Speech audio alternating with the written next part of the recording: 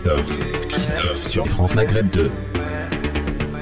Bonjour à toutes, bonjour à tous, ravi de vous retrouver sur France Maghreb 2 en ce vendredi 14 janvier. J'espère que vous allez bien, ravi de vous retrouver pour cette émission de référence qui vous emmène et conduira jusque 18h. Voici le programme pour aujourd'hui.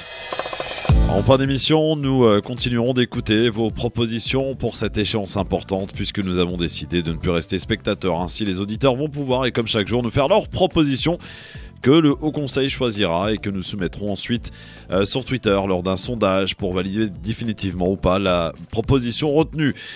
Nous parlerons de ce pass vaccinal qui entrera en mesure la semaine prochaine visiblement, mais il a pris une tournure très politique ce pass vaccinal et on pourra se poser la question, est-ce encore nécessaire au vu de ce que certains spécialistes nous disent, à savoir il est peut-être préférable d'avoir cette infection Covid-19 que de se vacciner. On l'écoutera d'ailleurs dans le zapping, on en parlera ensemble. Tunisie, que reste-t-il de cette révolution 11 ans après? On fera le bilan, le point, avec là aussi quelques mesures assez fortes prises notamment du côté des écoles, de l'hôpital et de cette obligation vaccinale aussi qui est entrée en mesure du côté de la Tunisie.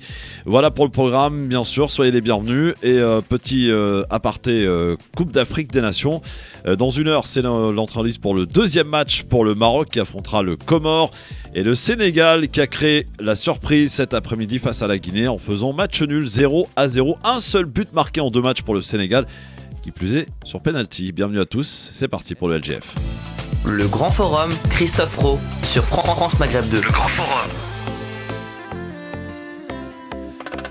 Et c'est une émission qui regroupe aujourd'hui non pas un mais deux spécialistes de la finance. Nadia Cherif, bonjour Nadia. Oui, spécialiste, c'est mon domaine, mais spécialiste.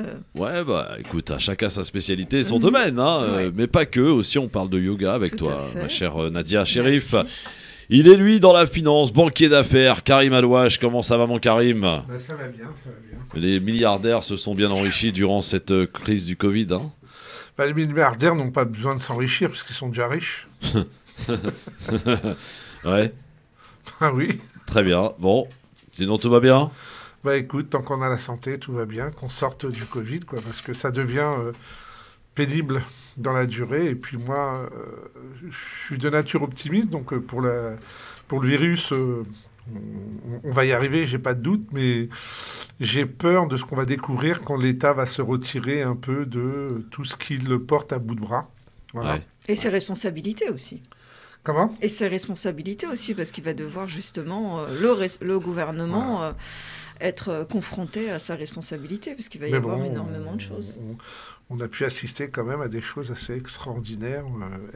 Il y a des choses qui devraient faire partie du bon sens. Bon, on en reparlera tout à l'heure, mon Karim. Ne te précipite pas, mais tranquillement. Tout va bien. Ouais, je suis avec vous, donc tout va bien. Et le vendredi aussi, il y a monsieur Tarek Pami qui est avec nous. Bien entendu, sur France Maghreb 2. Il a une jolie casquette aujourd'hui. C'est vrai. Ouais. C'est vrai. Bonjour Christophe. Bonjour Tarek. Bonjour Christophe, bonjour à toutes. Et moi, tout le monde était à l'heure aujourd'hui, c'est parfait. Et moi je suis pas financier, mais je suis consommateur des financiers, puisque j'ai des financiers qui financent la radio. Ça c'est bon ça. Il faut de tout pour faire un monde. Hein. C'est ça. Il faut les donneurs et les preneurs. Donc il faut être gentil avec eux. Donc on ne peut pas se passer de banque et de milieu financier, c'est impossible. Non. Bon, en tout cas, on ne peut pas se passer des banques depuis le moment où on a créé la banque, parce que je peux vous dire que au début de l'humanité, et même dans les grandes civilisations, grecques, romaines et arabes, il n'y avait pas de banque et de banquiers dans le sens d'aujourd'hui. C'est vrai. Il y avait des prêteurs, il y avait des particuliers à particuliers. Alors, ça ne s'appelait pas des banquiers, mais ils faisaient le même métier. Hein. Oui, mais ça passait de particulier à particulier. Pas de beaucoup de particuliers à un seul particulier. C'est vrai. Rothschild. Les croisades ont beaucoup contribué au développement du métier de la banque. Oui. Et la roue de la soie. il y a une chose dont on ne peut pas se passer, c'est le quiz. C'est parti. Allez, hop. Allez, on y va. Non, mais là, je vais te laisser gagner. Le quiz. Ça veut dire qu'on s'est mis d'accord pour... Et d'ailleurs, Christophe, la dernière fois, il y a une auditrice qui m'a envoyé un message en me disant « C'est pas vrai, t'avais gagné face à Razik. » Oui, bien sûr. Ouais. C'était ta femme, c'est ça? Non, pas du tout. Pas du tout. Première Ma question. femme, elle n'écoute pas. Première question. Quelle conférence secrète a réuni en 1943 Churchill, De Gaulle... Casablanca. Oh, Alors, Nadia Roosevelt et aussi Giraud. Roosevelt et Churchill. Ouais, et c'est Churchill, une voilà qui est avec pour but consacré à l'ouverture d'un deuxième front. Ouais. Et c'était la Oui. conférence de Casablanca. Tout à fait. Effectivement, bonne réponse. Et dans quels hôtels ils ont dormi? Ah, je sais pas. Ouais, je sais Il y a peut-être pas assez d'hôtels encore. Non, hein. Mamounia, C'est pas c'était clair. Marrakech. Hein. Ah, bah, c'était là-bas. Ils étaient de Casa, ils sont allés à Ils sont de Marrakech. Casa. Depuis, il y a eu il y a beaucoup plus même d'hôtels. une suite dans cet hôtel Mamounia qui Tout à s'appelle fait, Churchill. La Ouais, Churchill, ouais, ouais, ouais. c'est vrai, Churchill c'est vrai. Suite, tu vois, pour ceux Et qui il ont est été dans cet magnifique hôtel. en plus. Ah oui. Hôtel. Bon. Deuxième question et premier point pour Nadia. Enfin, un palace. L'arrêté préfectoral rendant obligatoire le masque en extérieur suspendu par la justice. De Paris et de Paris, Yvelines. Yvelines. Paris, Oui, Paris, Paris, Paris, des Yvelines. Paris. les deux. Les deux. Bonne Les deux. réponse, Paris, monsieur aujourd'hui, Mami. oui. Paris Alors et Paris Yvelines. hier et Et Yvelines Yvelines Ah, avant-hier. j'ai cru que c'était Absolument. aujourd'hui. Et deux arrêtés sont en cours de rédaction pour prendre en considération la décision du tribunal administratif, parce que dans les deux jugements, on dit sous réserve de précision. Ouais, il y a une atteinte à la liberté même. Ouais. Ok. Bah ouais, ça prouve bien que ça sert pas à grand chose. Hein. Ah non, alors c'est pas parce que c'est suspendu que ça veut dire, il faut en tirer des conclusions scientifiques. Mais bon. Ouais, bah les scientifiques. Le motif, il n'est pas scientifique. Le Non, motif, il est il est pas liberté. scientifique, mais les scientifiques te disent et te rappellent que le masque à l'extérieur ne sert à rien. Voilà. Enfin, chacun fait ce qu'il veut. Ah non, on fait pas ce qu'on veut. Je pense qu'on n'est pas prêt dans les années à venir à voir, Alors, vous à connaissez- plus vous- voir de personnes avec des masques. Alors, vous Je connaissez pense la... que vous on connaissez- en verra souvent maintenant. Vous connaissez la blague. Laquelle? La blague, on vous dit, quand vous sortez dans la rue, on vous demande de mettre un masque, Ouais. parce que le Covid serait en l'air. Et quand vous rentrez chez vous, on vous demande d'ouvrir la fenêtre pour que le Covid de l'extérieur rentre chez vous. Alors, Oui. voilà que... Ah, C'est vrai, c'est vrai. non, mais regarde en Asie, quand tu vas en Asie, il y a souvent des Ouais, gens qui bon allez, Les on s'en Japonais. fout. Les Karim. Japonais, oui. Troisième question, un point pour Tarek, un point pour Nadia et pour l'instant 0 pour Karim. Quel chanteur trouve la mort dans un accident d'hélicoptère? Balavoine. Oui, Voilà. au Mali, en Bah, 1986. attends, il y en a beaucoup qui ont trouvé la mort. Non, non. Donc, réponse Ah, mais rejetée. Alors, Et dans des alors. accidents, beaucoup. Et On puis s- je vous rappelle qu'il était avec Thierry Sabine, Non, mais il Exactement. il a pas terminé par hélicoptère. Ouais, mais c'est pas grave, vous avez répondu Non, avant mais aussi il tout à l'heure. avait les questions, il Daniel- avait la liste Ah, des Daniel- questions, il a triché. il a Daniel triché. Balavoine, c'était lui. La Ziza. Oui. Moi, je m'attendais à la liste. Non, non, Ah, ouais. pas la Ziza. Celle-ci, moi, me paraît la meilleure chanson en matière de vocalise pour Balavoine. La Ziza aussi. Hein. Ça, c'est une comédie musicale. Hein. Oui, Starmania. Starmania. Absolument. Très très grande comédie musicale. Oui. Écrit par Berger. Non, Luc Luc Flamandon. Flamandon. Luc Flamandon, Ouais. ouais, absolument. Ça ne fait pas partie du quiz, hein, Karim. Calme-toi, t'inquiète pas. Mais non, tu vas te demander de me réveiller, donc bah, je me attends, réveille. ouais, ouais. Vous n'aurez pas 3 en 1, vous avez 1 en 1. Alors, il y a Aïe, aïe, un aïe. point pour tout le monde, ça c'est bon, on est bon. Alors, attention, Allez, let's quatrième question. Un ancien candidat de quel parti aux élections régionales a reconnu avoir tagué des croix de Lorraine sur 3 mosquées dans le Doubs? Alors là, Alors là, Bon, c'est ça m'a facile. tellement marqué. Un que- ancien candidat aux élections Ah, du Front National. départementales, C'est lui, Oui. c'est lui du Front National. Là. effectivement, a Ouais. reconnu avoir Ouais, ouais. tagué des croix de Lorraine sur 3 mosquées du Doubs. Ouais. Son procès aura lieu en février. Et le Doubs avait envoyé le premier député musulman de France au 19e siècle qui venait habillé avec l'habit traditionnel et qui c'est fait- pas Oudoul quand même. Non, non, Non, c'est non, pas c'est Oudoul. et qui venait faire et qui faisait comment dire, qui se lavait à côté de la Je sais Seine. pas, Le premier député musulman de France.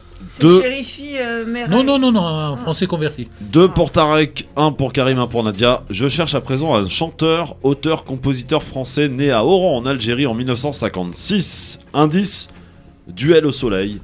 Parmi les nombreux titres.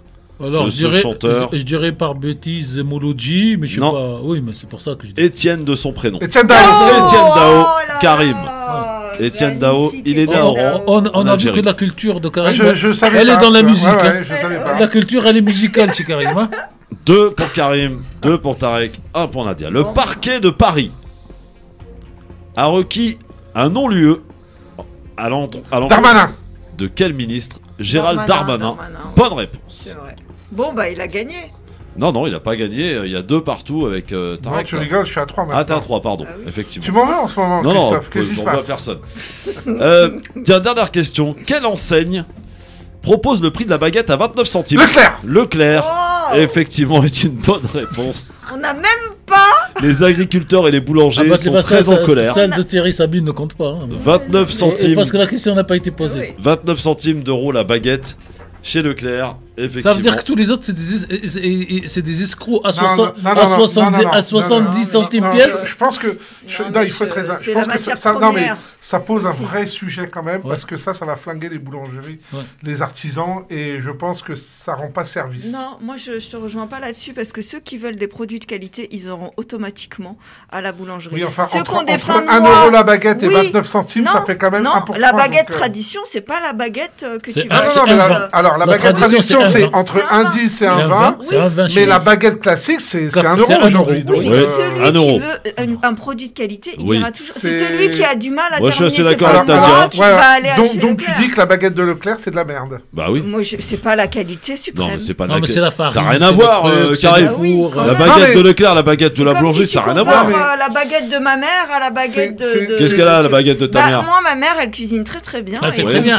Il est super bon. Elle a acheté le Thermomix. Exact. Et elle met le truc dedans, ça sort de l'autre côté. Non, mais sincèrement, ça pose question parce que le on l'a acheté aussi au début du Covid. Va en souffrir, les artisans quand même bossent. Début Covid, on a acheté le Thermomix. Psychologiquement, ça va interroger les gens en disant... Comment on peut vendre une baguette, pourquoi je paye 1 euro une baguette alors que... parce que quand vous avez acheté une fois la baguette à 29 centimes et que vous voulez manger à la maison, dites ce truc, vous ne rachetez pas. En tout cas, il y a le pain d'une grande enseigne que je ne citerai pas, qui fait un très bon pain. Et qui fait des pains spéciaux de grande qualité. Franprix. Et Lidl. Non, je ne citerai pas la marque. Non, et Lidl, le Franprix, non, mais... C'est pas Franprix. Non, c'est Lidl. Non. Lidl aussi, oui, Lidl, il y a beaucoup de pain. Il a une variété de pain. Et ils sont très bons, leurs pains. Ils font des bons croissants et pains au chocolat aussi, d'ailleurs. Très bon. Bon, eh bien, bon appétit, c'est l'heure du goûter en même temps. Tout va bien. Donc, monsieur Lidl, vous reversez les droits à monsieur Tarek Mami qui est là. Parce que... Du coup, on te laisse gérer la transaction, Karim, hein? Il fera le contrat, il prendra sa commission au passage. Combien c'est combien ils prennent combien? 15%? C'est ça à négocier. Tiens, ils viennent de m'écrire, ils vont te payer en pain. Ah bon, voilà. Chacun... si vous voulez pas... comment il s'appelle notre ami le Tunisien qui livre l'Elysée, là, Christophe, qu'on a reçu 1 ou 2 fois, qui est dans le 14e, la Baguette Reda, on nous écoute souvent. D'ailleurs, ils nous avaient ramené du pain Tout ici. Tout à fait. Alors, Reda, si vous nous écoutez, la semaine prochaine, vous avez des livraisons à faire au studio de la radio. Quand on sera là, quand même. Voilà, faut lui envoyer le planning. Voilà. Non, mais il y a de très bonnes boulangeries. Allez, on quitte les boulangeries et chacun achète son pain où il veut. Et puis voilà. Dans un instant, le zapping sur France Maghreb 2. Alors, dans le zapping, il y a un zapping très fourni. Vous le verrez. On en reparle dans un instant. Et on partira en Tunisie parce que nous sommes le 14 janvier, date où Ben Ali. Alors, on peut dire quoi? S'est enfui. Alors, il est parti parce que... C'est le jour de son départ. Voilà. Effectivement. Il est parti. Et aujourd'hui, on a la preuve des enregistrements à l'appui qu'il a téléphoné quand il est arrivé en Arabie Saoudite à 3 ministres pour leur dire « je reviens dans quelques heures ».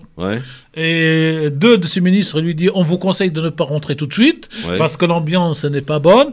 Après, il appelle donc le fameux général Ammar. Pareil, il lui dit, et l'autre lui dit « monsieur le président, c'est vous qui décidez, mais si j'avais un conseil à vous donner immédiatement, laissez-nous faire calmer l'ambiance avant de revenir ». Et donc les enregistrements aujourd'hui, ils sont sur la place publique. Et dorénavant, tous ceux qui disent Ben Ali s'est enfui, on lui foutra sur la table les 3 enregistrements et ils verront bien que, en fait, il y a une espèce de coup d'État dans le départ de Ben Ali. Et moi, ma lecture, c'est qu'il y en a même eu 3 coups d'État successifs après le départ de Ben Ali, parce que le pouvoir, c'est comme ça. Le premier a été préparé par le garde-corps personnel des présidents, qui a accompagné le président dans l'avion, le président Ben Ali, dans l'avion, et qui l'a poussé à partir avec sa femme. Ça, c'est le premier. Le deuxième, c'est le ministre de la Défense qui a eu vent de cette affaire et qui a demandé à faire arrêter ce garde-corps pour s'introduire lui à la place. Et le troisième, c'est les politiques qui ont dit ni l'un ni l'autre et qui ont nommé alors le Premier ministre pendant quelques heures. Mais quand on nomme le Premier ministre dans la constitution tunisienne de l'époque, c'est du provisoire. Mais pour couper court au retour, on a fait nommer le président de l'Assemblée nationale, comme en France, comme en Algérie, comme partout. Et une fois que c'est le président de l'Assemblée nationale, ça veut dire que le poste est vacant. Mais pour autant, il est parti avec sa femme, donc il a fui. Non. il est parti. Quand vous quittez le territoire, il a parce quitté que l'ambiance est un peu chaude. parce qu'il avait un gamin de 7 ans et qu'on est tous des papas. Et le gamin lui dit papa, je pars. Et l'autre lui dit bon, pars avec ton fils et reviens. Et donc, je dis, et les historiens écriront derrière moi, cher Christophe, c'est pas la fuite comme on a par exemple le président afghan, dans le sens où je me casse. Et il est parti pour revenir. Il est parti, mais il n'est jamais revenu. Donc, on est d'accord. Bon. Allez, dans un instant, on en reparlera. Que reste-t-il de la révolution tunisienne 11 ans après? Elle a traversé de tumultueux moments, de multiples moments. Chaud, très chaud. On en reparlera évidemment au jour d'aujourd'hui. La Tunisie qui fait face, comme tous les pays du monde d'ailleurs, à la pandémie, ce qui n'a pas arrangé les choses. A tout de suite. Le NGF sur France Maghreb 2 avec Tarek Mami, Nadia Chérif et Karim Alouache qui sont avec nous, et c'est l'heure, mesdames, messieurs, du zapping. Les moments qu'il fallait rater ou pas d'ailleurs à la télé, c'est à vous de choisir, à vous de voir. On va commencer par Olivier Véran, le ministre de la Santé qui, vous le savez, a été contaminé au Covid-19. Une info qu'on n'avait vraiment pas vu venir lundi au Sénat. Il était très en forme, écoutez. De familles ou de patients souffrant d'immunodépression avec un traitement par voie orale, une obligation biparentale. Madame la sénatrice, je serai demain en séance avec vous. Là, on le vaccine parce que l'essentiel, c'est effectivement de le vacciner. J'ai la gorge qui est sèche, rassurez-vous, au bout d'1 heure et demie, c'est pour ça que je toussote. Alors... Et il toussote, et voilà, c'était bien vu en tout cas pour Olivier Véran qui a eu le Covid. Dommage pour son voisin de droite. Qui va certainement tousser lui aussi. Ils sont capables de lui dire que ce n'était pas lui. Oui, en tout cas voilà, le ministre de la Santé qui nous recommande de nous protéger, pas pratiquer les bons gestes barrières non plus. Et il s'est sacrifié. Tu crois pour la France. Bon, pas d'autres commentaires, on enchaîne alors avec Pascal Praud qui devient lucide. Il se rend compte finalement que son émission se passe mieux quand il n'est pas là. Écoutez. Sérieusement, ça fait 50 fois que je dis que je m'en vais. Là, je m'en vais. Là, je vous jure, ça fait 50 fois que je le dis. Là, je m'en vais. Là, je m'en vais vraiment. Et qui prend là, votre je m'en vais chaise vraiment. Non, là, je m'en vais vraiment. Je vais aller voir Serge Nedjar. Je vais lui dire, parce que je vais aller prendre un petit café. Je vais aller prendre un petit café et je reviens dans 2 minutes. Alors, uniquement pour voir comment ça se passe sans moi. Vous voyez, je change mes lunettes, je vais en régie. Je vous laisse sans moi. Oui. Comme je fais rien. Non, mais là, j'y vais vraiment. Je vous laisse sans moi. Tu avoueras que sur l'éducation nationale, une grève, ça ennuie toujours les gens. Surtout à la grève, elle est conçue pour gêner et établir un rapport de force. Si ta grève, c'est évidemment une stratégie politique. Ah tiens, Pascal Praud. Ah bonjour Pascal. En fait, je reviens parce que comme je m'aperçois que c'est mieux sans moi, je me dis ils vont s'en apercevoir.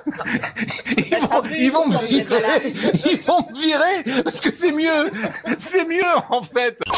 Voilà, il s'est vraiment barré pendant 2 minutes. Il a laissé les chroniqueurs débattre entre eux. Imaginez-vous que je me barre là pendant 2 minutes, je revienne. Voilà. Ah non, on en ratera l'antenne. Ah bon. Non mais c'est incroyable quand même. Il fait son show, Pascal Praud, c'est de plus en plus là. Vraiment. Il fait son show, ce monsieur. Ouais. Bon.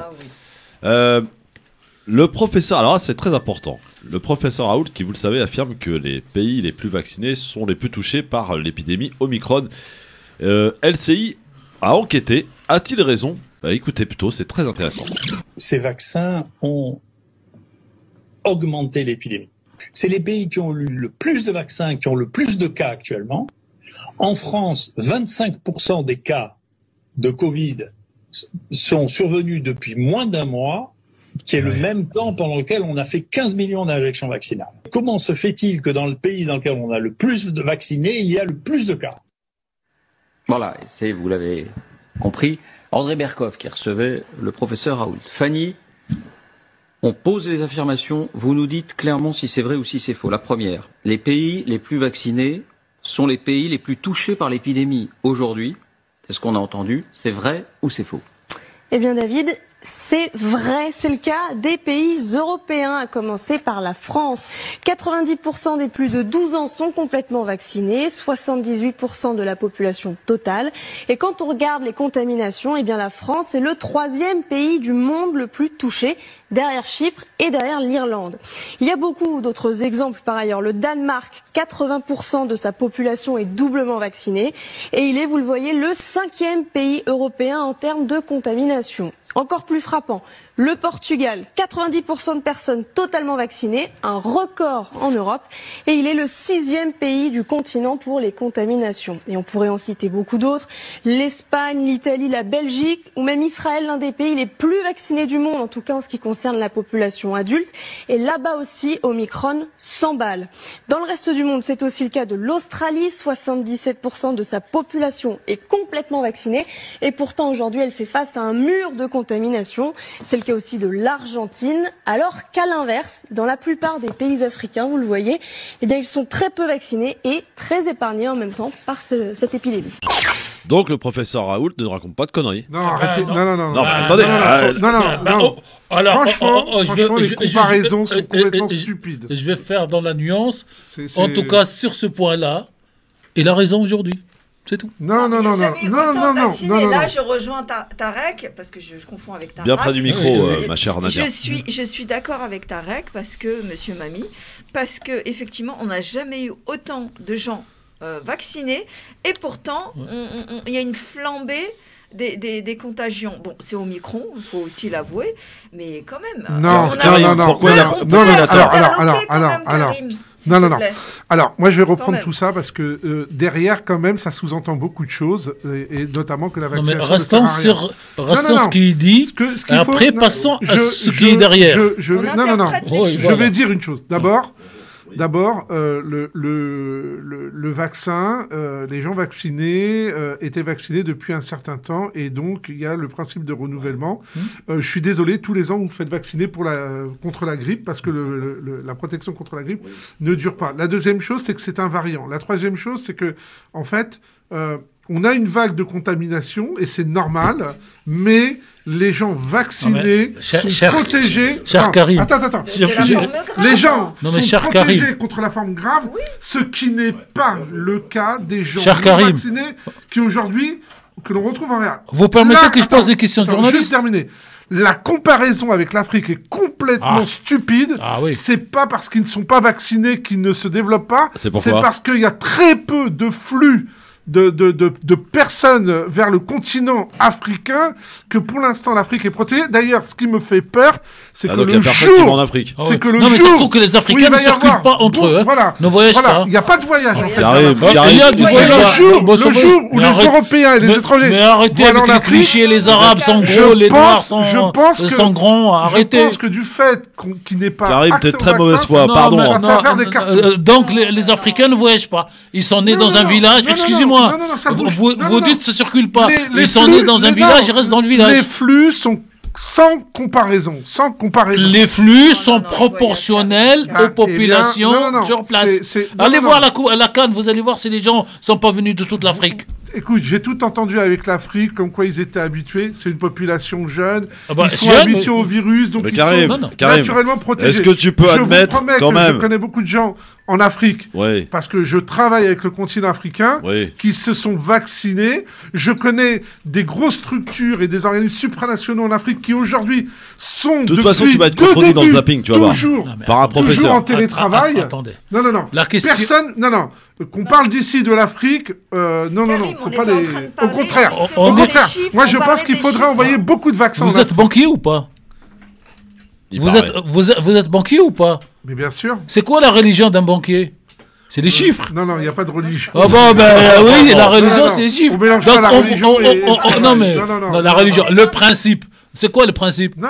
C'est les chiffres. On vous met des chiffres sur la table et vite. C'est comme quelqu'un, j'ai vu ça sur les réseaux sociaux, qui dit oui, super gestion de Macron, extraordinaire. Mais je parle pas de Macron.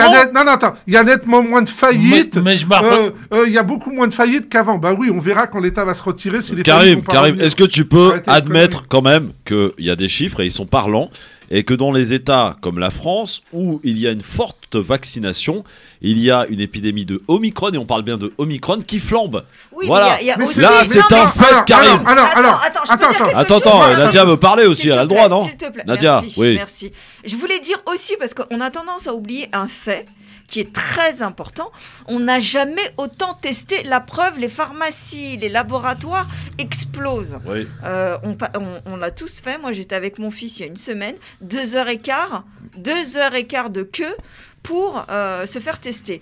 On n'a jamais été autant testé, donc c'est normal qu'on retrouve des personnes contaminées. Et de deux, pour en revenir au professeur Raoult, ce qui me fait sourire aujourd'hui, et je ne suis pas une fan du professeur Raoult, donc qu'on ne prenne pas pour une fan et donc que je puisse être de son côté. C'est pas ça. Qu'on n'aime pas ou qu'on aime, mais quand il dit quelque chose de vrai... Mais quand il dit des choses, il y a 2 ans, il avait dit il faut qu'on se fasse tester. Aujourd'hui, enfin, on écoute cette chose qu'il avait dit à propos de il a dit d'autres conneries. Hein, il a dit des conneries, mais partirait dans 2 mois. Oui, mais celle-ci, on l'écoute aujourd'hui. Mais quand il dit une vérité, Karim, je suis désolé. Aujourd'hui, les pays... Mais si, dis pas non. Je dis pas que c'est pas vrai. Je dis tu dis que c'est pas vrai, tu dis non. Non, je dis il ne faut pas interpréter derrière ou en déduire quoi que ce soit. On n'interprète pas, il dit que dans des pays... J'ai pas besoin de Raoult pour qu'on me dise qu'il y a... Il faut bien que quelqu'un le dise. Il se diffuse. D'ailleurs, regardez bien en Afrique du Sud aujourd'hui, les réas ne sont pas encombrés parce qu'on vient de découvrir que Omicron n'est pas aussi violent. Attention. Ils ont eu le pic avant. Et attention. Non, mais ce qui est important, tous les ans il y a la grippe, etc. Il y a beaucoup de personnes pour qui la grippe n'est pas dangereuse. Ce qui est important, c'est quelles sont les formes de chiffres qui nécessitent une hospitalisation. Monsieur le banquier, en tant que chiffre, comment expliquer que dans des pays où les gens sont plus vaccinés, la contamination flambe et que dans des pays où la vaccination est moindre, ça flambe moins? C'est une question, c'est des chiffres. Mais ça n'a rien à voir. Même avant, l'Afrique était le pays le moins... Le continent où il y avait le moins de cas. Enfin non, le moins de cas déclarés. Parce qu'en réalité, si vous ne testez pas, vous ne savez pas. C'est ce qu'on dit. Voilà. Bon, alors on enchaîne. Hier, il y avait manifestation des enseignants. Ils étaient tous dans la rue. Alors tous les candidats de gauche sont venus. À croire que les enseignants sont tous des gauchos. Il y en a une quand même qui a été bien chahutée, c'est Anne Hidalgo, très chahutée. Voilà. Taubira était plutôt bien accueilli et Mélenchon avait l'air très bien. Écoutez, il était très en forme.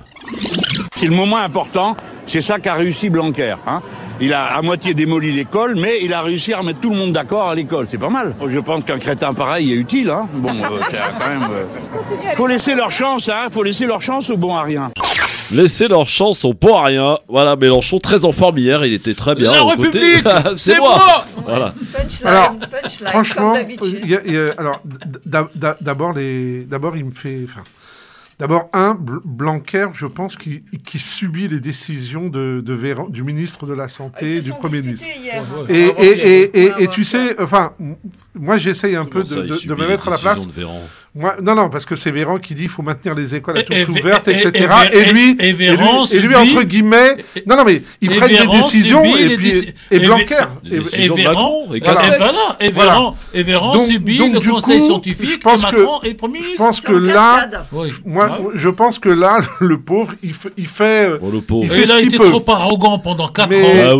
Non, je parle de Blanquer. On parle de Blanquer. Et aujourd'hui... Parlez pas en même temps, Karim, termine. Surtout Blanquer est arrogant. Et aujourd'hui, c'est une cacophonie, c'est même pire. Je crois sincèrement... C'est symphonie. D'ailleurs, les écoles privées sous contrat l'ont fait. Je crois sincèrement qu'il fallait pas reprendre l'école, qu'il fallait prolonger avec une reprise en distanciel. De toute façon... Alors on dit oui, mais de toute façon, les enfants ne sont pas allés à l'école parce qu'il y a des cas contacts partout. Il y a même des enseignants qui ne sont pas là. Et donc, les parents sont obligés de quitter leur travail pour récupérer les gamins et faire des queues de 4 heures pour faire des tests, etc. Des parents dont les enfants sont dans les écoles privées parce que eux, ils ont les moyens de mettre les enfants dans les écoles privées, mon cher Tarek, je vais mettre fin à une idée reçue. Et dans l'école où est ma fille, il y a beaucoup de gens qui n'ont pas beaucoup de moyens, voire même très peu de moyens, et qui font un effort financier pour mettre leurs enfants dans des écoles privées sous contrat, parce que notre école publique, elle est défaillante. Et tu vois, non mais attendez, en Seine-Saint-Denis, il y a une école privée dans toutes les villes. Dans toutes les villes, il y a des écoles, ce qu'on appelle les écoles catholiques. Et je vais vous dire, il y a une grande majorité, il y a une grande partie des familles qui sont dans ces écoles-là, ce ne sont pas des familles aisées, ce sont des familles qui font de gros efforts. Est-ce que je peux dévoiler un secret? Il se trouve que la magie, si vous voulez, de la radio et de la vie, c'est que dans la même équipe que Karim se trouve la prof de sa fille, qui est chroniqueuse dans le LGF.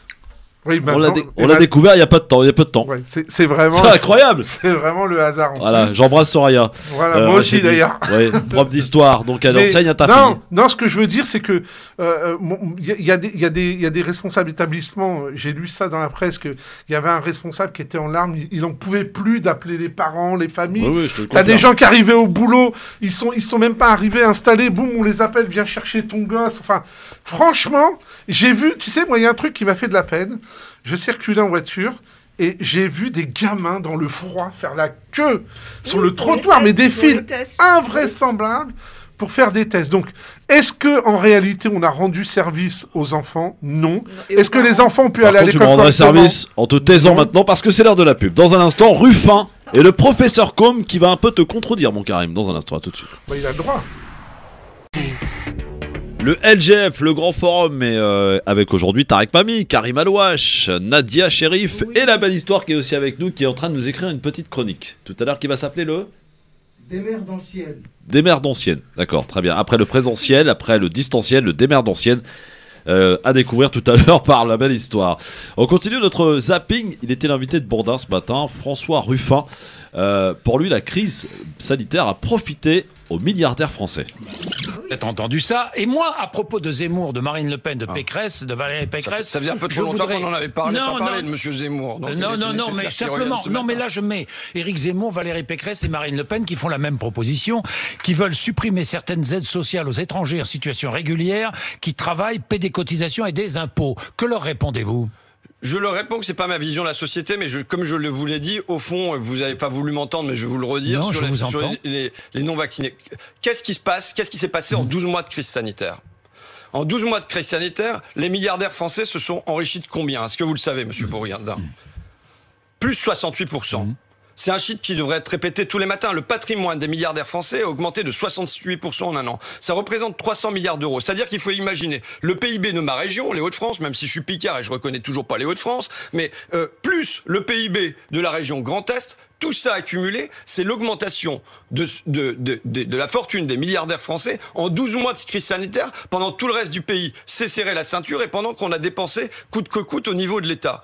Et là-dessus, il n'y a pas eu la moindre impôt sur ces milliardaires, il n'y a pas eu d'impôt sur les profiteurs de crise, il n'y a pas eu la moindre réflexion sur comment on fait pour qu'il y ait un peu plus d'égalité dans le pays. Et maintenant, ce qu'on voudrait nous faire croire, pendant ce temps-là, c'est qu'il faudrait qu'on se déchire entre gens normaux ou entre pauvres, qu'on regarde qui a ses papiers qui sont en ordre, pas en ordre, qui a la bonne couleur de peau, qui a le bon passe vaccinal et pas le bon statut vaccinal ou pas. Non, moi c'est pas ma vision. Moi je demande à ce qu'on, à la place de se déchirer en bas, qu'on regarde les décisions qui sont prises par en haut et qu'on se dise mais bon sang, ces 300 milliards d'euros là, qu'est-ce qu'on aurait pu en faire? Qu'est-ce qu'on pourrait en faire pour l'éducation? Qu'est-ce qu'on pourrait en faire pour le logement? Qu'est-ce qu'on pourrait en faire pour les soignants? Qu'est-ce qu'on pourrait en faire pour les enseignants? J'ai trouvé Ruffin très bon parce que Bourdin a encore voulu l'emmener, Zemmour, Le Pen, machin, et il a botté en touche, il est passé vite fait à autre chose parce que c'est vrai, je sais pas si vous le constatez, il y en a marre. Il nous a fait du Georges Marchais. Ouais, mais l'autre est venu avec ses il a raison. L'autre est venu avec ses réponses. Bah il a raison. Franchement là, même si on partage pas peut-être, je sais que Karim va pas partager ce que vient de dire Ruffin, mais pour le coup, j'ai bien aimé l'exercice. Tu veux m'entraîner là, bah j'irai pas. Voilà. Enfin, c'est pas un chef d'entreprise exemplaire avec ses salariés. Ah bon? Monsieur Ruffin? Très bien. Et puis la deuxième chose, le débat de dire tu payes pas. De toute façon, la fiscalité elle n'a pas changé, donc c'est une grande connerie. La troisième chose, c'est de dire taxer ou taper sur les milliardaires français. Bah, ok, bah, ils iront faire de la défiscalisation ailleurs. Vive la mondialisation. Non mais ce que je veux dire, c'est que je suis pas milliardaire, donc je peux le dire librement et tranquillement. Ah oui. Ce que je veux dire, c'est que ça ne changera pas le sort des gens les plus affaiblis. Et ce débat-là, il faut l'arrêter parce que d'abord, ça oppose des gens, ça n'a pas lieu d'être.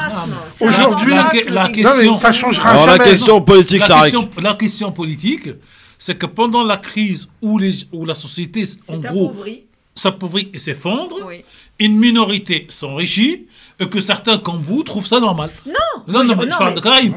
C'est pas normal. Ça veut dire qu'à partir du moment où il y a une augmentation, vous savez... Attendez, j'ai pas terminé. Laisse terminer. À partir du moment où on a considéré que le quoi qu'il en coûte, c'est au service de tous. Donc ceux qui ont pris plus, redonner 20%, 30% de ce plus, de ces 68%, sans toucher au capital, ne les appauvrira pas. Non, mais il y a des trucs il y a des trucs qui me font doucement marrer. Oui. La réalité économique et la mondialisation. Alors d'abord, les entreprises qui ont gagné de l'argent, elles font vivre et elles ont maintenu leurs salariés. Et leurs salariés sont payés. Et ils ont été augmentés. Ils ont été augmentés de 68%. Non, mais je vous rappelle qu'il y a quand même participation intéressante. Non, mais est-ce qu'ils ont augmenté de 68%? Restons logiques, faisons gauche-droite. Ils n'ont pas augmenté leurs salariés de 68%.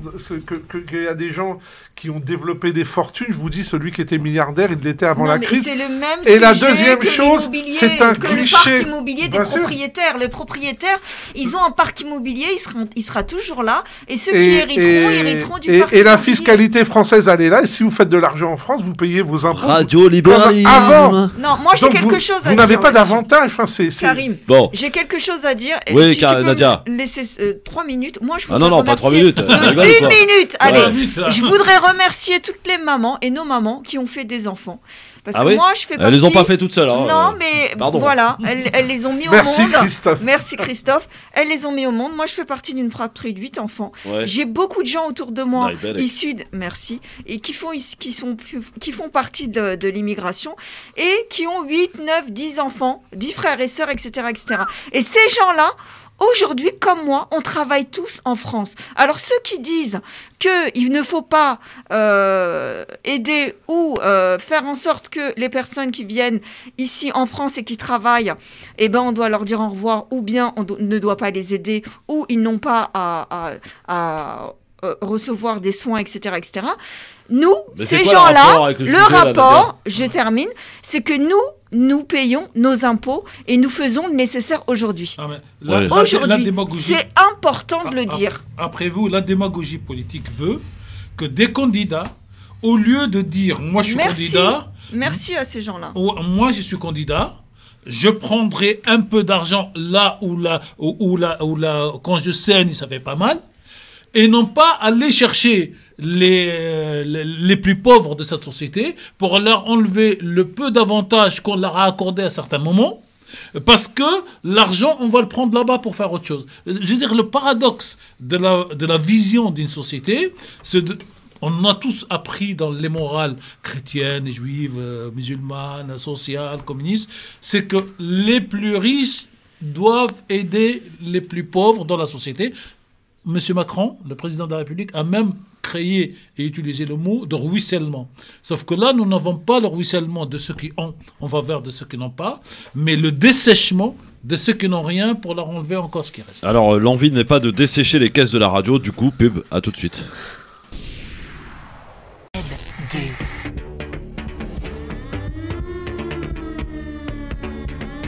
Le LGF, l'émission référence, on est là tous les jours du lundi au vendredi 16h-18h avec Nadia Cherif, Karim Alouache et Tarek Mami qui sont avec nous. Et pour terminer ce zapping, pour le professeur Eric Combe, invité d'Europe 1 ce matin, une infection naturelle est probablement plus efficace que le vaccin. C'est pas moi qui le dis, Karim, c'est le professeur Eric Combe. Écoute. Le pass vaccinal doit tenir compte de l'infection naturelle, parce qu'une infection naturelle est probablement plus efficace que le vaccin pour protéger contre une infection ultérieure, en tout cas contre la gravité de l'infection ultérieure. Mais est-ce qu'on peut dire aujourd'hui, est-ce que c'est entendable, les gens qui vont être qui sont vaccinés, et on se dit a priori ils sont plutôt protégés, à la limite il serait même mieux qu'ils attrapent le Covid, ils sont protégés des formes les plus graves, et puis au moins ils auraient cette immunité naturelle pour ça. Ce serait irresponsable de dire ça quand on est comme vous, professeur infectiologue. Exactement. Oui. Mais en pratique, c'est un peu ce qui se passe de toute façon. Oui. Et le raisonnement tient la route. Oui, le raisonnement tient la route. Et d'ailleurs, les personnes vaccinées ne rentreront pas à l'hôpital, très, très probablement. Mais on voit bien que le vaccin est efficace pour éviter de rentrer dans l'hôpital, mais n'est pas très efficace pour éviter la circulation du virus. Et c'est pour ça que le pass vaccinal n'a pas beaucoup de sens avec le variant Omicron. Eh oui, et c'est très intéressant ce qu'il dit le professeur Eric Combe, là, pour le coup. On est en train de nous passer un pass vaccinal au moment même où on a un variant qui est pas grave. Et d'ailleurs, vous avez vu cette flambée de gens qui essayent d'attraper Omicron plutôt que d'aller se faire vacciner. Parce que, c'est une petite grippe passagère. Et voilà, ça passe. Aujourd'hui, voilà, Karim, on te dit clairement, il y a le professeur Raoult et Eric Combe qui te dit à sa manière que le vaccin n'est absolument pas efficace contre Omicron. Voilà. Et qu'il est peut-être préférable de l'attraper. Alors... Moi, voilà, je te laisse avec ça maintenant. Débrouille-toi. Alors d'abord, le delta, il n'a pas disparu. Il est encore là à 50%. Donc attention à ça. La deuxième chose, je dirais, moi, je tiens le même discours depuis le début. Vous voulez vous faire vacciner, vous faites vacciner, vous voulez pas, c'est votre responsabilité. Ce que vous ne pouvez pas... Mais d'être irresponsable, c'est de ne plus être citoyen, paraît-il. Ce que vous ne pouvez pas, c'est mettre en danger la vie d'autrui, c'est tout. Et des cas... On va pas te mettre en danger puisque tu es vacciné, tu crains rien, tu n'iras pas à l'hôpital. Attends, mais je parle pas de moi. Ouais. Je parle pas de moi. Moi, vous l'avez vu, je suis vacciné, j'ai eu le Covid gras, je suis chargé en anticorps, je porte le masque tout le temps. Ça me regarde. Ça me regarde. Et je pense que même demain, l'avoir ou être positif, je pense que ça me traumatiserait. Donc chacun doit prendre ses responsabilités. Ce qui se passe aujourd'hui est ce que je trouve ahurissant, et je le redis aux enfants, vous faites ce que vous voulez, mais foutez la paix à vos parents. Vos parents sont à risque, parce que je pense que même à la cinquantaine, tu es à risque. En tout cas, les parents, foutez-leur la paix, vaccinez les gens âgés, parce que pour eux, ça peut être très, très chaud. Oui, mais est-ce que tu veux faire comme en Italie, obligation pour les plus de 50 ans ou les plus de 60 ans?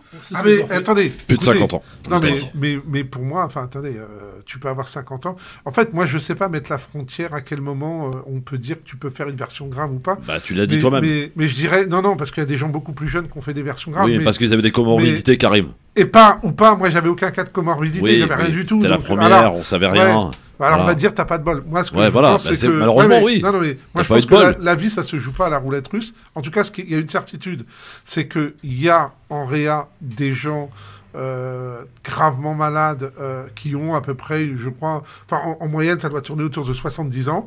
Ces gens-là très souvent ne sont pas vaccinés parce que les enfants leur ont dit il faut pas. Et moi je dis à ces enfants-là, foutez la paix à vos parents, vous faites ce que vous voulez, mais vos parents vaccinez-les parce qu'il faut les protéger. La question qui reste en suspens en fait, c'est le droit de ne pas se faire vacciner face à l'obligation de se faire vacciner, face à la nécessité de se faire vacciner. Parce qu'il y a trois pieds, cette histoire, c'est pas 2 pieds. Et pour arriver à cette nécessité de se faire vacciner, le travail pédagogique n'a pas été fait en Occident en général. Excusez-moi, je ne vous ai pas coupé. On est parti à la hache, ceux qui se vaccinent contre ceux qui ne se vaccinent pas, et qui deviennent des emmerdeurs, et ceux qui ne se vaccinent pas, qui insultent les vaccinés. Donc, à partir du moment où on n'a pas trouvé la formule magique, la poudre de perlimpin, qui fait que les gens se vaccinent par conviction, on restera dans une société de confrontation. Il y a un dernier point, c'est l'occupation des hôpitaux, parce que vous savez qu'un Covid, doit être isolé, donc il occupe une chambre seule. Non, mais occupation si vous faites le travail de la pédagogie à la base, et que les gens sont convaincus, vos lits d'hôpital sont vides. On est d'accord, la communication est chaotique et catastrophique, mais ce que je veux dire aussi, un autre message, et ça c'est la solidarité nationale, c'est de dire, est-ce qu'on prend le risque, même si vous faites une forme qui n'est pas extraordinairement grave, mais qui vous hospitalise, on est en train à nouveau de déprogrammer des opérations, parce que je suis désolé. Et je l'ai vécu. Je te réponds. Tu occupes un grand nombre de personnels qui est malade. Il y a des gens aujourd'hui qu'on ne peut plus soigner à cause de ça. Non, moi j'ai une observation à faire à ça. Karim, est-ce qu'on peut faire porter la responsabilité aux gens qui ont choisi en toute conscience de ne pas se faire vacciner, qui malheureusement se retrouvent en réanimation, la responsabilité d'un véritable chaos du système hospitalier français? On ne peut pas leur faire porter la responsabilité.